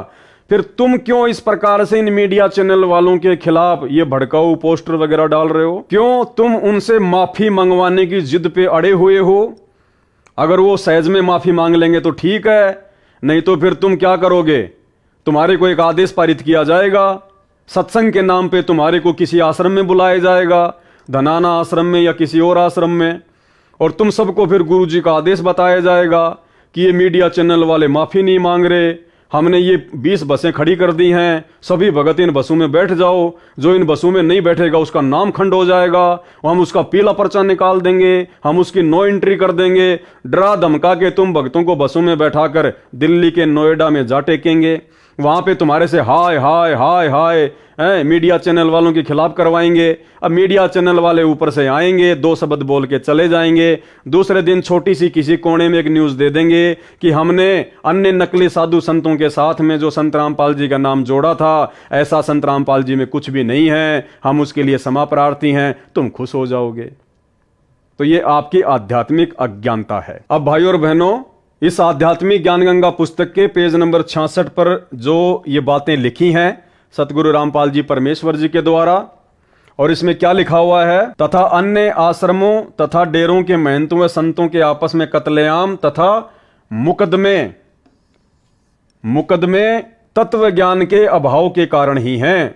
यानी संत रामपाल जी भगवान ये कहना चाह रहे हैं कि ये जितने भी आश्रम हैं, जितने भी ये कबीरपंथी हैं, जो गुरु बन के बैठे हैं, जो शिष्य हैं, आपस में भी ये एक दूसरे पर मुकदमे किए हुए बैठे हैं। तो ये सब कुछ क्यों है? आध्यात्मिक अज्ञानता के कारण, सतज्ञान की कमी के कारण। कौन लिख रहे हैं ये बात? संत रामपाल जी। यानी संत रामपाल जी कह रहे हैं कि भक्तों के आपस में मुकदमे नहीं होने चाहिए, गुरु चेलों के आपस में मुकदमे नहीं होने चाहिए। अगर कोई ऐसा करता है तो साबित हो जाता है कि उसको ज्ञान नहीं है, उसको पूर्ण सतज्ञान नहीं है। अब आपके मन में एक छोटी सी शंका आ सकती है कि यहां तो खुद गुरुजी किसी के ऊपर मुकदमे ना करने की सलाह दे रहे हैं, तो फिर गुरुजी ने सन 2022 में पवन दास के ऊपर 420 का मुकदमा क्यों करवाया? जिस मुकदमे में पवनदास हिसार जेल में 3.5 महीने जेल काट के आया था, तो गुरुजी ने फिर पवनदास के ऊपर मुकदमा क्यों करवाया? क्योंकि यहां तो गुरुजी मुकदमे करने की बात को खारिज कर रहे हैं कि आपस में मुकदमे नहीं करने चाहिए, अगर कोई मुकदमा करता है तो उसको ज्ञान नहीं है। जबकि हमारे गुरुजी तो पूर्ण ज्ञानी है, तत्व ज्ञानी है। गीता जी अध्याय 4 श्लोक 34 के अनुसार वो तत्वदर्शी संत हैं जिनके बराबर विश्व में किसी को आध्यात्मिक ज्ञान नहीं है। फिर गुरुजी ने पवनदास के ऊपर 420 का मुकदमा क्यों किया? जबकि गुरुजी का रिकॉर्ड है, गुरुजी का इतिहास है। सन 1994 से गुरुजी ने ज्ञान देना शुरू किया है अपनी लीला अनुसार, और वर्तमान तक गुरुजी के साथ ना जाने कितने लोगों ने कितना बुरा बर्ताव किया। गुरुजी के साथ में लोगों ने बदसलूकियां की, गालियां निकाली। जबकि गुरुदेव ने हमें बताया कि एक बार वे हरियाणा के चिड़ी गांव में सत्संग करने के लिए गए हुए थे, पाठ करने के लिए गए हुए थे। तो जिनके घर पे पाठ था उनके रिश्तेदार इस बात से नाराज थे, वो खुश नहीं थे, वो गुरुजी के बारे में भला बुरा कहते थे। तो जब गुरुदेव वापस सत्संग करके जा रहे थे तो रास्ते में वो रिश्तेदार भी आ गए। उन्होंने गाड़ी खड़ी कर दी गुरुदेव की गाड़ी के आगे, ड्राइवर को भी नीचे उतारा, गुरुदेव को भी नीचे उतारा और गुरुदेव को गालियां निकाली, भला बुरा कहा, जो कुछ कहना था उन्होंने कहा। और अंत में उन्होंने कहा कि कान पकड़ के माफी मांग कि आज के बाद में चिड़ी गांव में सत्संग करने नहीं आएगा। तो भाई और बहनों, ये तो लीलाधर है, लीलाधर। इस परमेश्वर की गति को तो ये काल भी नहीं जानता, ये भी धोखे में रहता है। उस लीलाधर ने, उस परमपिता परमेश्वर जी ने, समर्थ ने अपने ही उस बच्चे के आगे जो उनको पहचान नहीं पाया और कान पकड़कर गुरुदेव भगवान ने माफी मांगी कि भाई आज के बाद हम थारे चिड़ी गांव में नहीं आएंगे। उसके बाद उन्होंने गुरुदेव को जाने दिया। अगर ये परमात्मा चाहे, भाई और बहनों, हम नित्य नियम में पढ़ते हैं, गरीब ऐसा सतगुरु हम मिल्या, बेपरवाह अबंद, परम हंस पूर्ण पुरुष, रोम रोम रविचंद। और जाके अर्ध रूम पर, अर्ध रूम यानी आधा बाल, जाके अर्ध रूम पर शकल पसारा, ये किस ब्रह्मांड, अक्षर पुरुष के 7 शंख ब्रह्मांड, सतलोक ऊपर के 3 लोक। कहते हैं उस आदि पुरुष परमपिता परमेश्वर सतगुरु रामपाल जी भगवान, जिनका वैदिक नाम है कबीर देव, कहते हैं उनके आधे बाल के बराबर भी ये सकल सृष्टि पूरी कायनात नहीं है। इतने समर्थ हैं हमारे गुरुदेव भगवान सतगुरु रामपाल जी परमेश्वर जी। अगर वो परमात्मा फूंक मार दे, 21 ब्रह्मांड उड़ के ना जाने कहां चले जाएं। लेकिन ये लीलाधर ऐसी लीला करता है, इसीलिए नानक जी ने इनको ठगवाड़ा कहा है। इसीलिए वेदों में इस कबीर देव भगवान को तस्करा कहा है। तस्करा यानी आंखों में धूल जोक कर अपना काम करने वाला। काल को भी यकीन नहीं है कि वो परमात्मा इस गंदे लोक में आके इस प्रकार से एक आम व्यक्ति, आम संत की तरह भूमिका करके अपने मिशन को पूरा करता होगा। इनको ठगवाड़ा इसीलिए कहा गया है, इनको तस्करा इसीलिए कहा गया है। तो भाई और बहनों, आपके मन में भी ये सवाल आया होगा, आ रहा होगा ये पढ़ने के बाद में, कि जो गुरुदेव भगवान एक दूसरे के ऊपर मुकदमे ना करने की सलाह दे रहे हैं, फिर उन्होंने अपने ही शिष्य पवनदास के ऊपर 420 का मुकदमा क्यों किया? तो भाई और बहनों, अगर इसके ऊपर मैं वीडियो बनाऊंगा तो कम से कम 4-5 घंटे का वीडियो बन जाएगा। ये बहुत लंबी चौड़ी कहानी है, ये परमात्मा के मिशन का एक हिस्सा है। समझदार भाई बहन तो इस बात को भली भांति जानते हैं, जो सत्सेवक हैं वो। और दास कई बार इन बातों का जिक्र भी कर चुका है। जेल से आने के बाद दास ने 4 घंटे का वीडियो भी बनाया था। ये बहुत लंबा चौड़ा विषय है, ये परमेश्वर की लीला का एक हिस्सा है। समझदार तो इसको समझ चुके हैं, और ना समझों को समझाएंगे तो वो समझ नहीं पाएंगे। तो इस मैटर को हम छोड़ देते हैं। इससे हमने केवल यही निष्कर्ष निकालना है कि परमेश्वर जी जो इतनी सारी बातें इसमें लिख रहे हैं और कह रहे हैं कि धार्मिक लोगों में आपस में लड़ाई झगड़े का मुख्य कारण है सतज्ञान की कमी। सतज्ञान की कमी के चलते आपस में एक दूसरे पर मुकदमे, राग द्वेष, मान बढ़ाई, इन सब में फंसे हुए हैं। तो भाई और बहनों, कैसे वो परमपिता परमेश्वर सतगुरु रामपाल जी भगवान, जिनके विषय में उनके ज्ञान से, उनके आशीर्वाद से हम 2 कोटि के जीवों को भी इस बात का पता चल चुका है कि वे निर्विकार परमात्मा है, उनके ऊपर कोई दाग नहीं लग सकता, वो बेदाग परमेश्वर है। फिर वो परमात्मा कैसे हम भक्तों को ये आदेश देंगे कि बच्चों, ये जो मीडिया वालों ने इस प्रकार से मेरे खिलाफ झूठ फैलाई है, तुम इसका जमकर विरोध करो, उन मीडिया वालों को माफी मांगने के लिए मजबूर करो। अरे भाई, इस प्रकार की झूठी खबरें तो सन 1994 से ये मीडिया वाले, देश दुनिया वाले गुरुदेव के खिलाफ ना जाने क्या क्या बकते रहते हैं, क्या क्या फैलाते रहे हैं। आज से पहले तो गुरुदेव ने कभी आदेश नहीं दिया, कभी नहीं कहा परमात्मा ने अपने बच्चों को कि तुम उनके साथ में जाके उनसे माफी मंगवाओ। ये भक्तों के लक्षण थोड़ी होते हैं। ये तो जबरदस्ती वाला काम हो गया, ये तो ईंट का जवाब पत्थर से देना हो गया। तो ये शिक्षा हमारे गुरुदेव भगवान की नहीं है, सतगुरु रामपाल जी परमेश्वर जी की नहीं है। यह आध्यात्मिक ज्ञान गंगा पुस्तक का पेज नंबर 66 इस बात को भली भांति दर्शाता है। ये आप और हमारे जैसे सतलोक आश्रमों से जुड़े हुए उन चंद कोऑर्डिनेटरों का, गुरुदेव के कलयुगी परिवार वालों का, उन लोगों का मनमाना आचरण है जो संगत के ऊपर थोपा गया है। तो आप लोगों ने क्या करना है, क्या नहीं करना है, भाई और बहनों, आप स्वयं इस बात का निर्णय करें। अब आगे देखिएगा, आपको एक प्रमाण और देते हैं, इससे भी यह साबित होगा, आप भली भांति समझ जाएंगे कि जिस प्रकार से सोशल मीडिया पर सतलोक आश्रम मैनेजमेंट हरियाणा के द्वारा न्यूज चैनलों के खिलाफ माफी मंगवाने के पोस्टर वायरल करवाए गए हैं कि इन्होंने हमारे गुरुदेव के खिलाफ इस प्रकार से झूठी खबरें क्यों फैलाई। हम भक्तों को इकट्ठा करेंगे, आंदोलन करेंगे और हम मीडिया वालों से माफी मंगवा के रहेंगे। अब भाई और बहनों, क्या भक्तों ने ऐसा करना चाहिए? क्या भक्ति मार्ग में ये उचित है? क्या इस प्रकार के कुक्रम भक्तों की अज्ञानता को नहीं दर्शाते हैं? तो आपको ये सारी बातें सतगुरु रामपाल जी भगवान ने अपनी पुस्तकों में भली भांति लिख कर समझा रखी हैं। ये पुस्तक आपके सामने है, पुस्तक है मुक्ति बोध। मुक्ति बोध पुस्तक है और मुक्ति बोध पुस्तक का पेज नंबर है 171 पेज नंबर है मुक्ति बोध पुस्तक का, सतगुरु रामपाल जी के कर कमलों से लिखी गई है। इसमें गुरुदेव ने भगत के क्या लक्षण बताए, भगत को कैसे रहना चाहिए। यदि एक भगत के साथ में कोई जबरदस्ती करता है, कोई ना इंसाफी करता है, भगत का कोई मजाक उड़ाता है, भगत के खिलाफ कोई उल्टा सीधा बोलता है, तो भगत ने किस प्रकार से रिएक्शन करना चाहिए, भगत ने कैसा अपने आप को उसके सामने दर्शाना चाहिए। जबकि मीडिया वालों ने हम भक्तों के खिलाफ नहीं बोला, भगवान के खिलाफ बोला है। तो भगवान तो पाक होता है, पवित्र होता है, निष्पाप होता है, बेदाग होता है। तो उनके खिलाफ यदि कोई कुछ बोल रहा है, कोई कुछ लिख रहा है, तो हम तत्व ज्ञान प्राप्त भक्तों को दुख नहीं होना चाहिए। तो क्या बताया हमें परमेश्वर ने? ये भगत इब्राहिम सुल्तान की कथा के माध्यम से परमेश्वर हमें समझा रहे हैं। भगत तरवर अर्थात वृक्ष जैसे स्वभाव का होता है, यानी भगत का जो स्वभाव होता है वो पेड़ के जैसा होता है। कैसे? एक बार एक समुद्री जहाज में एक सेठ व्यापार के लिए जा रहा था, उसके साथ रास्ते में खाना बनाने वाले तथा मजाक मस्करा करके दिल बहलाने वालों की पार्टी भी थी। लंबा सफर था, महीना भर लगना था। मजाकिया व्यक्तियों को एक ऐसे व्यक्ति की आवश्यकता थी जिसके ऊपर सब मजाक की नकल झाड़ सके। यानी उस सेठ के साथ में उस जहाज में जो नाटक मंडली बैठी हुई थी सेठ का मनोरंजन करने के लिए, दिल बहलाने के लिए, तो उस नाटक मंडली को एक ऐसा व्यक्ति चाहिए था जिसको आधार बना के उस सेठ को खुश किया जा सके, मजाक किया जा सके उस व्यक्ति के ऊपर। खोज करने पर इब्राहिम को पाया, क्योंकि ये जो इब्राहिम सुल्तान था, परमात्मा ने बताया कि ये राज्य को त्याग कर और एक आम साधारण व्यक्ति की तरह अपना जीवन यापन करता था। तो जब उन्होंने खोजा ऐसे व्यक्ति को, नाटक मंडली वालों ने, तो खोज करने पर इब्राहिम को पाया और पकड़ कर ले गए।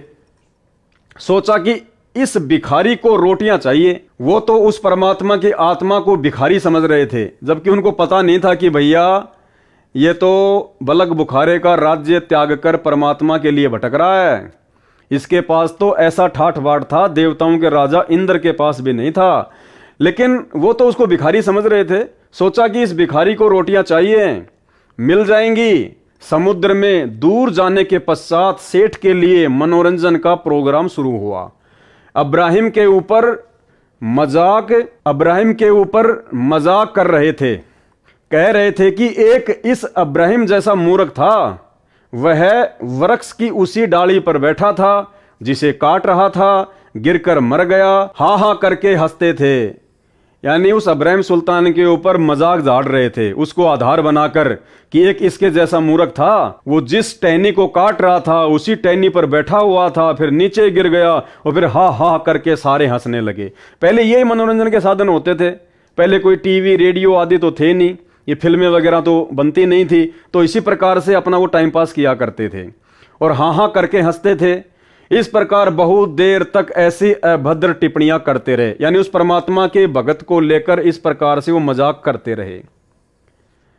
अब देखना भाई और बहनों, उस इब्राहिम सुल्तान ने जो पहले राजा था, 18 लाख घोड़े थे, हाथी थे, 16,000 रानियां थी, बलक बुखारे का बादशाह था, इंद्र भी शर्मा जाता था उसके ठाट बाट के आगे, शरीर में हट्टा कट्टा था। भाई और बहनों, उस भगत ने क्या रिएक्शन दिखाया जब उसके ऊपर लोग मजाक करने लगे, मजाक झाड़ने लगे, अभद्र टिप्पणियां करने लगे, जबकि राजा में तो कितना अहंकार होता है। और उस समय तो वो सत्ज्ञान भी नहीं दिया था परमात्मा ने, जो सत्ज्ञान आज आप और हमें दे दिया। उसके बावजूद इब्राहिम सुल्तान ने क्या रिएक्शन दिखाया? अपने गुरुदेव की शिक्षा पर चला, या वर्तमान में सतलोक आश्रम मैनेजमेंट हरियाणा और लाखों की संगत की तरह न्यूज चैनल वालों के खिलाफ ये मुहिम चलाई कि माफी मांगो, माफी मांगो, माफी मांगो। देखिएगा, हाँ हाँ करके हंसते थे। इस प्रकार बहुत देर तक ऐसी अभद्र टिप्पणियां करते रहे। इब्राहिम बहुत दुखी हुआ। अब दुखी क्यों हुआ इब्राहिम? क्योंकि उसकी भक्ति नहीं बन पा रही थी।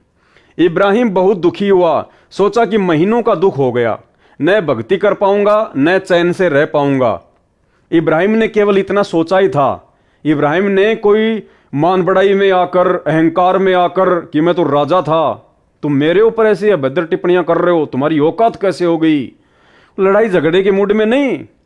इब्राहिम दुखी हुआ कि हे परमात्मा, ये महीने भर का समुद्र का सफर है और महीने भर तक इसी प्रकार से ये लोग मेरा मजाक बनाते रहेंगे, मैं भक्ति नहीं कर पाऊंगा। मजाक तो चाहे मेरा लाख बना लो, कोई दिक्कत नहीं है, भगतकार भगवान का तो इस गंदे लोक में मजाक बनता ही आया है, लेकिन मेरी भक्ति नहीं हो पाएगी, परमेश्वर आपकी समय पर आरती स्तुति नहीं हो पाएगी। इस बात को लेकर वो दुखी सा हुआ। इब्राहिम बहुत दुखी हुआ, सोचा कि महीनों का दुख हो गया, न भक्ति कर पाऊंगा, न चैन से रह पाऊंगा। उसी समय आकाशवाणी हुई परमात्मा की, सतगुरु रामपाल जी भगवान की, उस कबीर जी की, कि हे भगत इब्राहिम, यदि तू कहे तो इन मूर्खों को मार दूं। उसी समय परमेश्वर जी की आकाशवाणी हुई कबीर देव जी की, और इब्राहिम सुल्तान से क्या कहा कि हे इब्राहिम, अगर तू कहे तो इन मूर्खों को मार दूं सबको। यानी परमेश्वर ने उसके सामने एक ऑप्शन छोड़ दिया कि अगर तू कहे तो इसी समय इस जहाज को डुबो दूं और तुझे बचा लूं, इन सब मूर्खों को मौत के घाट उतार दूं, इन मूर्खों को मार दूं, जहाज को डुबो दूं और तुझे बचा लूं, ये तेरे को तंग करते हैं। ये आकाशवाणी सुनकर जहाज के सब व्यक्ति भयभीत हो गए।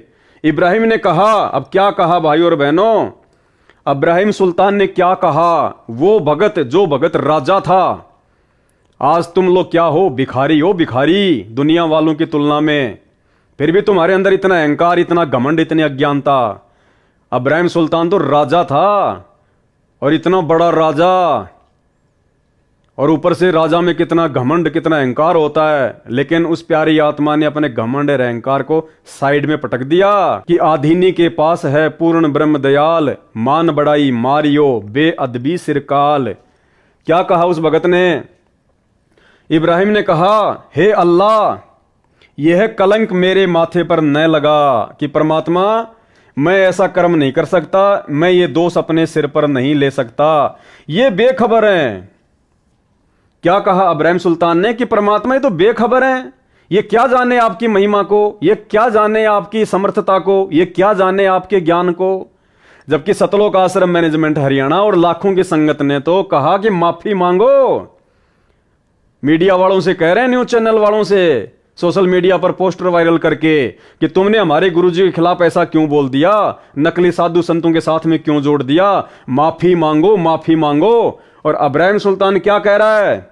ये बेखबर हैं, इतने व्यक्तियों के मारने के स्थान पर मुझे ही मार दे या इनको सद्बुद्धि दे दे। उनको सद्बुद्धि देने की बात कही इब्राहिम सुल्तान ने, और तुम लोग मीडिया वालों से माफी मंगवा रहे हो। ये आपकी भक्ति करके अपने जीवन का कल्याण कराएं। जहाज मालिक सहित सब यात्रियों ने इब्राहिम से क्षमा याचना की, यानी उस इब्राहिम सुल्तान का ऐसा व्यवहार देखकर सभी लोगों ने और जहाज के मालिक ने इब्राहिम सुल्तान से माफी मांगी। और वर्तमान में तुम सतलोक आश्रम मैनेजमेंट हरियाणा से जुड़े हुए भाई बहन जिस प्रकार से एक मुहिम चला रहे हो टीवी न्यूज चैनल वालों से माफी मंगवाने की, तुम्हारी इस गंदी हरकत से, तुम्हारे इस अहंकार को देखकर, तुम्हारी इस मान बढ़ाई को देखकर क्या मीडिया वाले कभी परमात्मा के ज्ञान को सुनना पसंद करेंगे? क्या मीडिया वाले कभी तुम्हारे से बैठकर ज्ञान चर्चा करेंगे? अरे तुम भगत हो, अपनी साधुता दिखाते, सतलोक आश्रम से 5 व्यक्ति जाते, मीडिया चैनल वालों के जो सीनियर हैं उनसे बैठ के बात करते, उनको ज्ञान गंगा पुस्तक दे के आते, उनको गुरुदेव भगवान के विषय में उनको समझा के आते, और जो गलती उनसे हुई है प्यार और प्रेम के साथ में उनको बताते। निश्चित तौर पर उन पर असर होता, निश्चित तौर पर, और निकट भविष्य में कभी भी वो व्यक्ति ऐसी न्यूज नहीं चलाते। लेकिन तुमने क्या किया? कहते हो कि हम तत्वज्ञानी संत के भगत हैं, हमें ज्ञान है, हम सतलोक जाएंगे हैं, और काम कर रहे हो तुम ये सड़े गले, ये बदबूदार काम कर रहे हो तुम, मान बराई और अहंकार में तुम सड़ रहे हो। इसलिए तो गुरुजी अपने इन हिसार जेल से आने वाली ऑडियो में कह रहे हैं कि बच्चों तुम अहंकार में सड़ रहे हो, काल तुम्हारे सिर पे बैठा है, दुर्गति करेगा तुम्हारी दुर्गति। ये ऑडियो सुन लो पहले परमात्मा की। परमार्थ क्या है? स्वार्थ नहीं। वृद्धावस्था आएगी, अब भी 3-3 घंटे 4-4 घंटे खड़ा होकर परमात्मा की नौकरी कर रहा हूं, उसके बच्चों के। आँख खोल लो, 10 समझ थोड़ी सी भी बच्ची हो तो काल ने फूक दिया कति दिमाग तुम्हारे। तो भाई अगर भक्ति करनी है, भगवान को प्रसन्न करना है, तो इब्राहिम सुल्तान जैसा बनना पड़ेगा, उससे भी कई गुना ऊपर उठ के आधीन और विनम्र बनना पड़ेगा। ये मोटी मोटी पुस्तकें, ये लेख, ये सतगुरु रामपाल जी भगवान ने कोई मनोरंजन के लिए नहीं लिखे, टाइम पास के लिए नहीं लिखे, हम भक्तों के लिए लिखे कि हमने कैसा होना चाहिए, भक्ति में आने के बाद हमारा आचार विचार व्यवहार कैसा होना चाहिए, दूसरे ज्ञानहीन लोगों के प्रति हमारी सोच कैसी होनी चाहिए। तो इब्राहिम सुल्तान ने कहा, जब परमेश्वर ने आकाशवाणी की कि इब्राहिम अगर तू कहे तो मैं इन सबको मार दूं, जहाज को डुबो दूं, उसी समय आकाशवाणी हुई कि हे भगत इब्राहिम, यदि तू कहे तो इन सब मूर्खों को मार दूं, जहाज को डुबो दूं, तुझे बचा लूं, ये तेरे को तंग करते हैं। यह आकाशवाणी सुनकर जहाज के सब व्यक्ति भयभीत हो गए। इब्राहिम ने कहा, हे अल्लाह, ये कलंक मेरे माथे पर न लगा, ये बेखबर हैं, इतने व्यक्तियों के मारने के स्थान पर मुझे ही मार दे या इनको सद्बुद्धि दे दो, ये आपकी भक्ति करके अपने जीवन का कल्याण कराएं। जहाज मालिक सहित सब यात्रियों ने इब्राहिम से क्षमा याचना की। क्यों? भगत के विचारों को देखकर। जब भगत ने कहा कि इनके स्थान पर मुझे मार दे, जबकि वो लोग भगत को दुखी कर रहे थे, फिर भी भगत ने उनको दुखी नहीं करना चाहा, तो वो परमेश्वर की वाणी पे चलता था कि जो तोकू काटा बोवे वाको बोतू फूल। और जब वो इब्राहिम सुल्तान परमात्मा की वाणी पे टिका रहा तो परमेश्वर ने आकाशवाणी करनी पड़ी, और जो लोग उसके ऊपर मजाक झाड़ रहे थे उन लोगों ने भी अपनी गलती का एहसास करते हुए इब्राहिम से माफी मांगी और बाद में परमेश्वर जी से नाम उपदेश भी लिया। यह आपकी भक्ति करके अपने जीवन का कल्याण कराएं। जहाज मालिक सहित सब यात्रियों ने इब्राहिम से क्षमा याचना की तथा परमात्मा का ज्ञान सुना। अब तुम्हारा ज्ञान कौन सुनेगा भाई? तुम्हारा आचरण, तुम्हारा व्यवहार, तुम्हारा लक्षण भगत जैसा है ही नहीं। तुम तो उल्टा अहंकार में सड़ रहे हो, मीडिया वालों से माफी मंगवाने की जिद पे अड़े हुए हो, इस प्रकार के पोस्टर सरेआम तुम सोशल मीडिया पर वायरल कर रहे हो। देश दुनिया को क्या संदेशा दे रहे हो तुम? जहाज मालिक सहित सब यात्रियों ने इब्राहिम से क्षमा याचना की तथा परमात्मा का ज्ञान सुना, आदर के साथ अपने साथ रखा। उसके बाद इब्राहिम सुल्तान को आदर के साथ अपने साथ में रखा। भक्ति करने के लिए जहाज में भिन्न स्थान दे दिया। देखो, जो व्यक्ति परमात्मा की वाणियों पर चलता है, परमात्मा ये संकेत कर रहे हैं कि परमात्मा फिर उसके लिए सारी व्यवस्था भी करवा देता है। देखो, इब्राहिम सुल्तान को गालियां भी सुननी पड़ी। इब्राहिम सुल्तान के ऊपर वो लोग जो है गंदी गंदी अभद्र टिप्पणियां भी कर रहे थे, उसको भक्ति भी ढंग से नहीं करने दे रहे थे, लेकिन वो शांत रहा। वो परमेश्वर के वचन पर चला, अपने गुरु की आज्ञा में चला कि जो तोको काटा बोवे वाको बोतू फूल, तो ये फूल के फूल हैं, वाको हैं त्रिशूल। आप नित्यनियम में भी पढ़ते हो, अपने नित्यनियम के अंदर आपको बहुत कुछ विज्ञान है। विज्ञान माने तत्व ज्ञान है, विशेष ज्ञान है, और इस ज्ञान को आप केवल एक रूटीन में पढ़ लेते हो कि हमने ये एक पढ़ना है, प्रतिदिन नित्यनियम करना ही करना है। लेकिन एक व्यवस्था बनाकर नहीं इसको प्रतिदिन करना चाहिए। जितनी देर भी इसको सुनो, किसी भी पार्ट को, इसके नित्य नेम का जितना भी बुद्धि मन निश्चल होते रहा आपका, तो ये विचार करे कि इसमें क्या बोला है मालिक ने अपनी वाणी में, क्या आदेश है तेरे लिए। क्योंकि आप पौन घंटा नित्यनेम करते हो, इसमें ज़्यादा से ज़्यादा आपका मन 20% इस नित्यनेम के अंदर आप 20% ही सुन पाते हो। उस 20% को भी यदि आप विचार करो डेली कि इसमें क्या आदेश है मालिक का, और फिर अपने जीवन को सारा दिन, उस दिन को ऐसे ही सुचारू रखो। क्योंकि आपको घर से निकलने से पहले ये पढ़ा इसलिए जाता है कि आपके साथ रास्ते में कोई निकम्मा भी टकराओगा, कोई गाली देने वाला भी मिलेगा, कोई बुंडा भी बोलेगा, कितना कोई आंट भी लावेगा। तो उनके साथ आपने कैसे व्यवहार करना है। आवत गाली एक है, उल्टा हो अनेक, और कह कबीर ना उलटी हुआ रहे एक की एक। इसको पढ़ना नहीं है। मान ले कोई बुंडा बोला है, गलत बोलता है, गाली देता है, तो उसने तो कर दिया यूँ काम, और आप भी उल्टा दोगे तो फिर 4 और देगा कि वो तो पूरे मूड में है, वो तो फुल मूड में है लड़ाई के में, और आप भी आगे से उल्टी बोल पड़ोगे तो वो तो 4 बैठा है। जब बरसात क्या उनका मुकदमा रोज कर ले चाहे दिन में। तो कहते परमात्मा आवत गाड़ी एक है, उल्टा हो अनेक, और कह कबीर ना उलटियो रहे एक का एक। और देख आगे कितनी प्यारी बात कही है। गाली ही से उपजे कलह, कष्ट और मौत, मृत्यु तक तो पहुंच जाती है एक छोटी सी गाली। गाली ही से उपजे कलह, कष्ट और मीच, हार चले सो संत है, लाग मरे सो नीच। हम भगत भी हैं और दूसरा में बुंडा अच्छा बोल रहा है, और उसने मान लिया किसी किस कह दिया, हमने उसका 2 दड़ाक धर दिए, उल्टे भी बोल दिए, फिर वो मारन पर उतारू हो गए, फिर हमने उठोक दिया। हो सकता है आप उसे तगड़े भी हो और अच्छा भी संवार दो, फिर आप में उसमें कसर के रहेगी। आप तगड़े भी हो और आपसे हल्का आदमी भी आपने बुढ़ा अच्छा बोला है, उसने बालक समझ के एक अनजान है, उससे बचो। तो इन नित्य नियम करने का डेली हमें जो पाठ करते हैं, इससे ज्ञान यज्ञ तो होता ही है।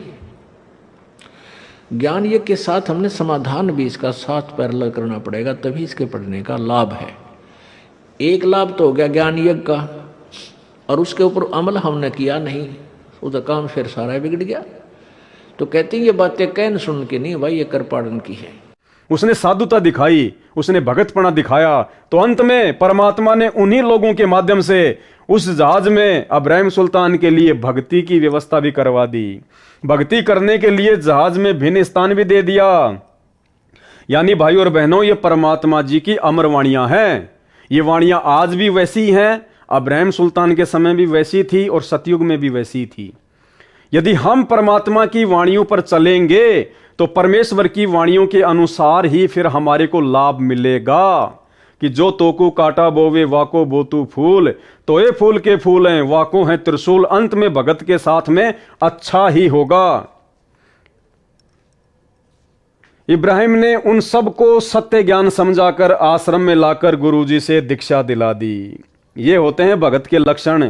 और जब भगत अपने लक्षणों को दिखाता है, भक्ति वाले लक्षणों को, अपने गुरुजी के वचन पर चलता है, तो परमात्मा भी कोई कमी नहीं छोड़ता है। भाई और बहनों, हम सत्सेवकों ने ये शिक्षा लेनी है। इन सतलोक आश्रम से जुड़े हुए भाई बहनों की मूर्खता को आधार बनाकर हम भाई बहनों ने काल को मौका नहीं देना है। हमने वास्तव में गुरुदेव ने जिस प्रकार से हमें ज्ञान दिया, सत्संग दिए, और हमें जिस प्रकार से भगत बनाना चाहा, हमने उस प्रकार से भगत बनना पड़ेगा यदि वास्तव में अपना आत्म कल्याण चाहते हैं तो। अगर इसी जन्म में सतलोक जाना चाहते हैं तो। अन्यथा ये पुस्तकें, ये वाणियां परमेश्वर कोई खाली टाइम पास के लिए नहीं लिख रहे हैं। अब भाई और बहनों, इतना सारा सब कुछ विश्वास और गुरुदेव के वचन पर चलना, गुरुदेव की आज्ञा में चलना, ये सब कुछ तभी संभव है जब हम अपने गुरुजी को पहचान लेंगे, जब हम अपने गुरुदेव भगवान को परमात्मा के रूप में हृदय से स्वीकार कर लेंगे, जब हम उनके ज्ञान को अपने अंतःकरण में समा लेंगे।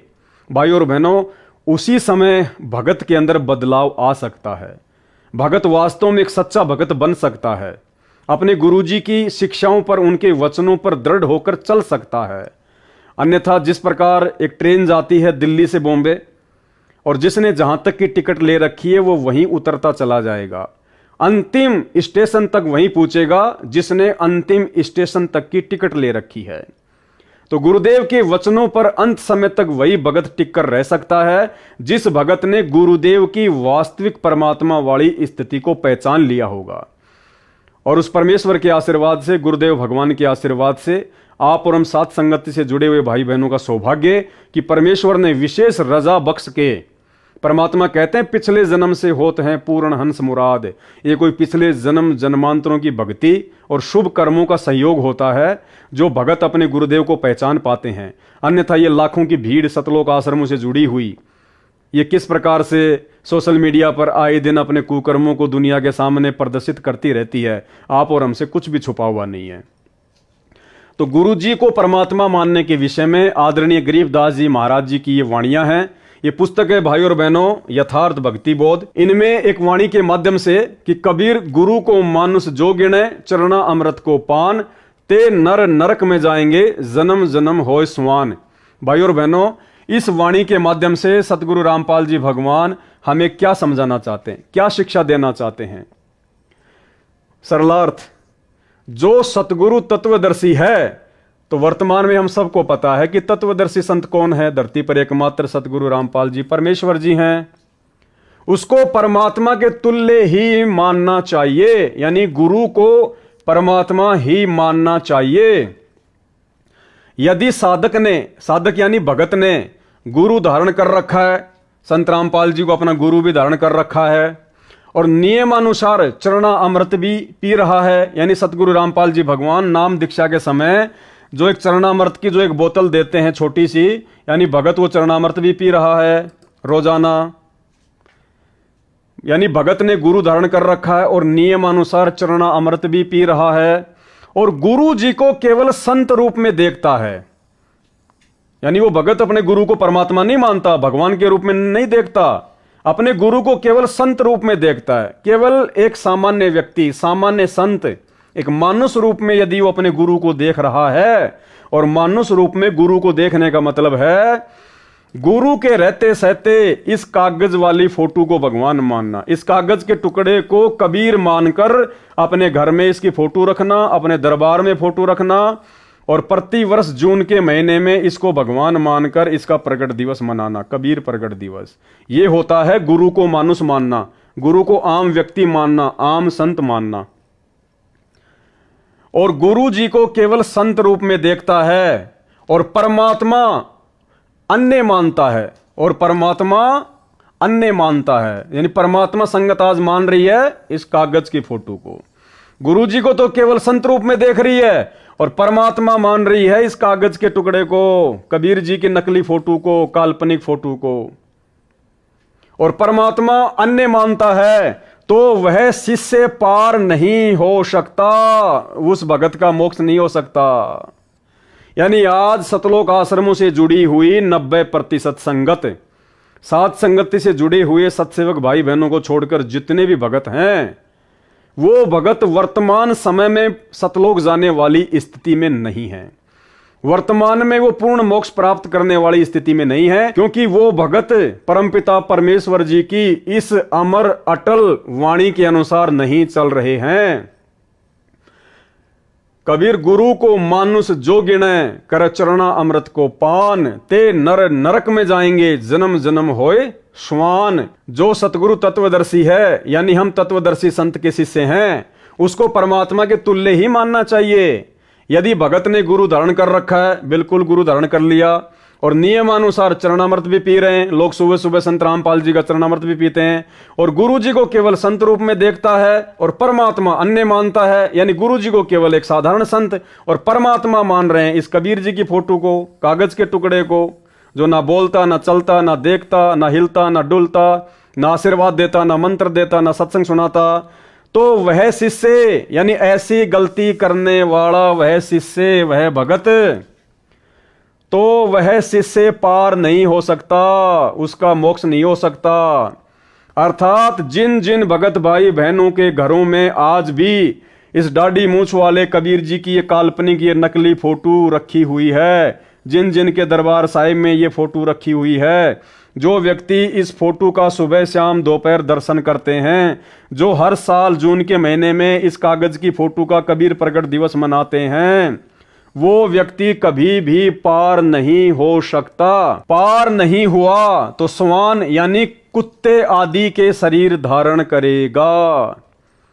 यानी सच्चे गुरु की शरण में आने के बाद भी, तत्वदर्शी संत की शरण में आने के बाद भी, जिस भगत ने भक्ति करते करते अपने गुरु को ही भगवान नहीं माना, परमात्मा नहीं माना, और गुरु के रहते सहते किसी और को भगवान मानता रहा, किसी और का प्रकट दिवस मनाता रहा, किसी और की फोटोओं को अपने घर में लगाता रहा, तो कहते हैं वो भगत भक्ति करते करते भी पार नहीं हो पाएगा। और पार नहीं हुआ तो फिर क्या बनेगा? स्वान, कुत्ता। गुरु और परमात्मा में कोई अंतर नहीं होता। जब तक दो समझ कर चाला से कबीर साहब कहते हैं वो कुत्ते की दुनिया में जागा। तो आज सतलोक आश्रमों से जुड़े हुए 90% भगत, सतगुरु रामपाल जी परमेश्वर जी का कलयुगी परिवार, उनके भाई बंधु रिश्तेदार, ये कोऑर्डिनेटर, सब के सब इसी को भगवान मानते हैं। जून के महीने में इसका प्रकट दिवस मनाते हैं। आश्रमों में इनकी बड़ी बड़ी फोटोएं लगी हुई हैं, यानी गुरु के रहते सहते कागज के टुकड़े को भगवान मान रहे हैं। तो सारे के सारे कुत्ते की योनि में जाने वाली भक्ति कर रहे हैं, कुत्ते की योनि में जाने वाली। ये मैं नहीं कह रहा, आपके गुरु सतगुरु रामपाल जी स्वयं कह रहे हैं। आपकी आंखों के सामने इस वाणी का सरलार्थ उन्हीं के द्वारा लिखित पुस्तक यथार्थ भक्ति बोध में लिखा हुआ, भाई जी पढ़ लेना। आगे फिर क्या बताया परमेश्वर जी ने? दूसरी वाणी, जस्ट इसके आगे वाली वाणी, इसी पुस्तक यथार्थ भक्ति बोध से वाणी, गुरु मानुष कर जानते ते नर कहिए अंध, ओवे दुखी संसार में आ गए यम के फंद। सरलार्थ, जो साधक गुरु जी को सामान्य मनुष्य मानते हैं, सामान्य मनुष्य मानने का मतलब है नाम ले रखा है गुरु जी से और भगवान मान रहे हैं इस कागज के टुकड़े को, इसको कहते हैं सामान्य मनुष्य मानना। वे व्यक्ति अंधे, तत्व ज्ञान नेत्रहीन हैं, बिल्कुल मूर्ख हैं, मूढ़ हैं, नाम लेकर भी गधे हैं। उनको भक्ति का कोई लाभ नहीं मिलता, जिस कारण से इस संसार में भी दुखी रहेंगे तथा फिर यमराज के नरक का भी कष्ट भोगना पड़ेगा। मरने के बाद में, भक्ति करते करते भी मरने के बाद में नरक में जाना पड़ेगा। तो भाई और बहनों, क्यों आफत मोल ले रहे हो? सीधा सीधा परमात्मा धरती पर प्रकट है, समझाने में बताने में कोई कसर नहीं छोड़ रखी है, और तुम अपनी मूर्खता में इस कागज के टुकड़े को भगवान मान के पूज रहे हो, प्रकट दिवस मना रहे हो, बड़े बड़े पोस्टर लगा रखे हैं आश्रमों में। अरे भैया, गुरु जी का परिवार पार नहीं करेगा। गुरु जी के बेटा बेटी, ये कोऑर्डिनेटर तुम्हारी नैया पार नहीं लगाएंगे। इनकी खुद की नैया तो दलदल में धसी हुई है, दलदल में। ये सभी लोग आने वाले समय में रोएंगे, पछताएंगे और समय हाथ से निकल जाएगा। ये सभी लोग आने वाले समय में रोएंगे, पछताएंगे, लेकिन उस समय तक जब इनको ये बातें समझ में आएंगे ना, जो बातें वर्तमान में सत्सेवकों के आ चुकी हैं, ये बातें जब तक इनके समझ में आएंगी तब तक तो समय हाथ से निकल चुका होगा। और बाद में फिर परमात्मा कहते हैं कि अब पछताए क्या हो जब चिड़िया चुग गई खेत। अब भाई और बहनों, आज के इस वीडियो के अंत में आपको एक छोटी सी ऑडियो सुनाएंगे, जो कि सतगुरु रामपाल जी परमेश्वर जी ने अपने मुख कमल से बोली है। और ये कोई सामान्य ऑडियो नहीं है। वर्तमान में हिसार जेल से जो एक घंटे के सत्संग आ रहे हैं, और हाल फिलहाल जो सबसे लेटेस्ट ऑडियो आई है, ऑडियो नंबर 44, विशेष संदेश नंबर 44। इस संदेश में परमात्मा ने बिल्कुल खुलकर कह दिया। क्या कह दिया? कि मैं कौन हूं, तुम्हारा गुरु कौन है, परमात्मा कौन है, कबीर कौन है। यानी जिन लोगों की आंखें बंद हैं, उनकी आंखें खोलने के लिए परमेश्वर ने संकेत किया, और जिनकी आंखें खुल चुकी हैं, उनके विश्वास को और अधिक दृढ़ बनाने के लिए परमात्मा ने संकेत किया। यानी सतलोक आश्रम मैनेजमेंट हरियाणा से जुड़े हुए 90% भाई बहनों की आंखें बंद हैं। तो इस ऑडियो के माध्यम से परमात्मा ने अपनी वास्तविक स्थिति को समझाते हुए उनकी तो आंखें खोलने का प्रयास किया है। और जो हम सत्सेवक भाई बहन परमेश्वर को परमेश्वर मान चुके हैं, गुरु को भगवान मान चुके हैं, परमात्मा ने हमारे विश्वास को और अधिक दृढ़ करने के लिए उस ऑडियो में संकेत किया है। और संकेत परमात्मा ने एक एग्जाम्पल दिया है, जैसे बच्चे बचपन में गेम खेला करते थे, छुपन छुपाई का, छुप जाया करते थे, फिर एक उनको ढूंढा करता था। क्यों, पहले कोई मोबाइल तो थे नहीं, वीडियो गेम तो थे नहीं, बच्चे ऐसे गेम खेला करते थे। तो जैसे बच्चे आपस में इकट्ठे होके और छुप जाया करते थे, और एक बच्चा फिर उनको ढूंढता था, और सबसे पहले जिसको ढूंढता था फिर अगली बार फिर वो ढूंढा करता था। तो ऐसे गेम खेला करते थे। तो एक आध बच्चे ऐसे होते थे, वो ऐसी जगह छुप जाया करते थे जो उनको ढूंढना बड़ा मुश्किल होता था। अब जिसका नंबर था ढूंढने का, वो आवाज लगाता फिर कि रे भाई, और तो मैंने सबको ढूंढ लिया, तू कहां छुपा हुआ है। तो फिर उधर से आवाज आती, वो छुपा हुआ बच्चा जो मिल नहीं रहा, वो बच्चा क्या आवाज लगाता, जैसा कि सतगुरु रामपाल जी भगवान ने इस ऑडियो में कहा है, ना मिलूं ना मिलूं, कोण में खड़ा हूं दरवाजे के पीछे और ना मिलूं। यानी वो बच्चा भोलेपन में अपना एड्रेस भी बता रहा है। क्या कह रहा है, कोण में खड़ा हूं दरवाजे के पीछे, कोण में यानी एक कोने में खड़ा हूं दरवाजे के पीछे, और ना मिलूं ना मिलूं, यानी वो बच्चा अपना एड्रेस भी बता रहा है कि कोण में खड़ा हूं दरवाजे के पीछे, और ना मिलूं ना मिलूं, नहीं मिलूंगा तेरे को। तो बताओ फिर मिलेगा नहीं क्या? जो बच्चा ये कह रहा है कि भाई मैं कोण में खड़ा हूं दरवाजे के पीछे और ना मिलूं तेरे को, नहीं मिलूं, तो क्या मिलेगा नहीं? अगर इसमें जरा भी बुद्धि होगी, अगर इसमें जरा भी कॉमन सेंस होगी, तो ये शब्द सुनकर इस बच्चे के द्वारा कि ना मिलूं ना मिलूं, कोण में खड़ा हूं दरवाजे के पीछे और ना मिलूं, जो अपना एड्रेस भी बता रहा है कि मैं कहां खड़ा हुआ हूं, तो ये बच्चा यदि होश में होगा तो ये बच्चा तुरंत संकेत को समझ जाएगा कि हां वो दरवाजे के पीछे कोने में खड़ा हुआ है, और तुरंत जाके उसको पकड़ लेगा। तो सतगुरु रामपाल जी परमेश्वर जी ने हर प्रकार से अपनी वास्तविक स्थिति को कि तुम्हारा गुरु संत रामपाल ही भगवान है, परमात्मा है, अनेक सत्संगों के माध्यम से, अनेक वाणियों के माध्यम से, अनेक प्रमाणों के माध्यम से आज वर्तमान में हम नादान संगत वालों को, हम उनके बच्चों को उन्होंने बिल्कुल जो है वो क्लियर कर दिया कि मैं ही परमात्मा हूं, मैं संत रामपाल ही भगवान हूं, मैं ही जो है वो कबीर हूं। और फिर बीच बीच में छुपा भी जाते हैं कि ना मिलूं ना मिलूं, क्या कहकर कि मेरे को तो उस परमात्मा ने भेजा है, मैं तो उस परमात्मा का दास हूं, मैं तो उस परमात्मा का प्रतिनिधि हूं। यानी गुरुजी ने सत्संगों में हर प्रकार से अपने आप को स्पष्ट भी कर दिया कि और कोई कबीर नहीं है, कोई भगवान नहीं है, तुम्हारा गुरु स्वयं ही परमात्मा है, और गुरु को परमात्मा मानने से तुम्हारा मोक्ष होगा, नहीं तो कुत्ते की योनि में जाओगे। तो परमेश्वर जी ने इस बच्चे की तरह, इस बच्चे का एग्जाम्पल देकर स्पष्ट भी कर दिया हम संगत वालों को कि ना मिलूं ना मिलूं, कोण में खड़ा हूं दरवाजे के पीछे और ना मिलूं। तो गुरुदेव ने हर प्रकार से स्पष्ट भी कर दिया। अरे लाखों ऐसे सुख, कोडियों को काया, बांझ को पुत्र, निर्धन को माया, रोगी को स्वस्थ शरीर, मुर्दों को जिंदा, हमारे 100 काम सार दिए परमात्मा ने। पहले हम लोग बर्बाद होके घूमा करते थे, अपने आप को पता नहीं क्या फन्ने खां समझते थे और पल्ले कुछ भी नहीं था। परमेश्वर ने शरण में लेकर ऋषि परिवार बना दिए, जीवन संवार दिया, और उसके बाद परमेश्वर ने सर्व धर्म शास्त्रों से किसी भी धर्म के किसी भी शास्त्र को नहीं छोड़ा। वो अनमोल ज्ञान परमात्मा ने वो निष्कर्ष निकाल के दे दिया। वेदों से अपने आप को भगवान साबित कर दिया, गीता जी से अपने आप को भगवान साबित कर दिया। हर प्रकार के लाखों सुख देकर जो परमेश्वर ही दे सकता है, हर प्रकार से हमारे को साबित कर दिया कि तुम्हारा गुरु ही भगवान है। और उन वाणियों के माध्यम से कि गुरु को मानुष जोग न कर चरणा अमृत को पान, ते नर नरक में जाएंगे जन्म जन्म बने समान। और स्पष्ट कह दिया कि गुरु को भगवान माने बिना मोक्ष नहीं हो सकता, सत्संग केवल परमात्मा ही कर सकता है। तो आज सत्संग कौन कर रहा है वर्तमान में? तत्वदर्शी संत की भूमिका केवल परमात्मा ही करता है। तो वर्तमान में संत रामपाल जी के रूप में तत्वदर्शी संत की भूमिका कौन कर रहा है?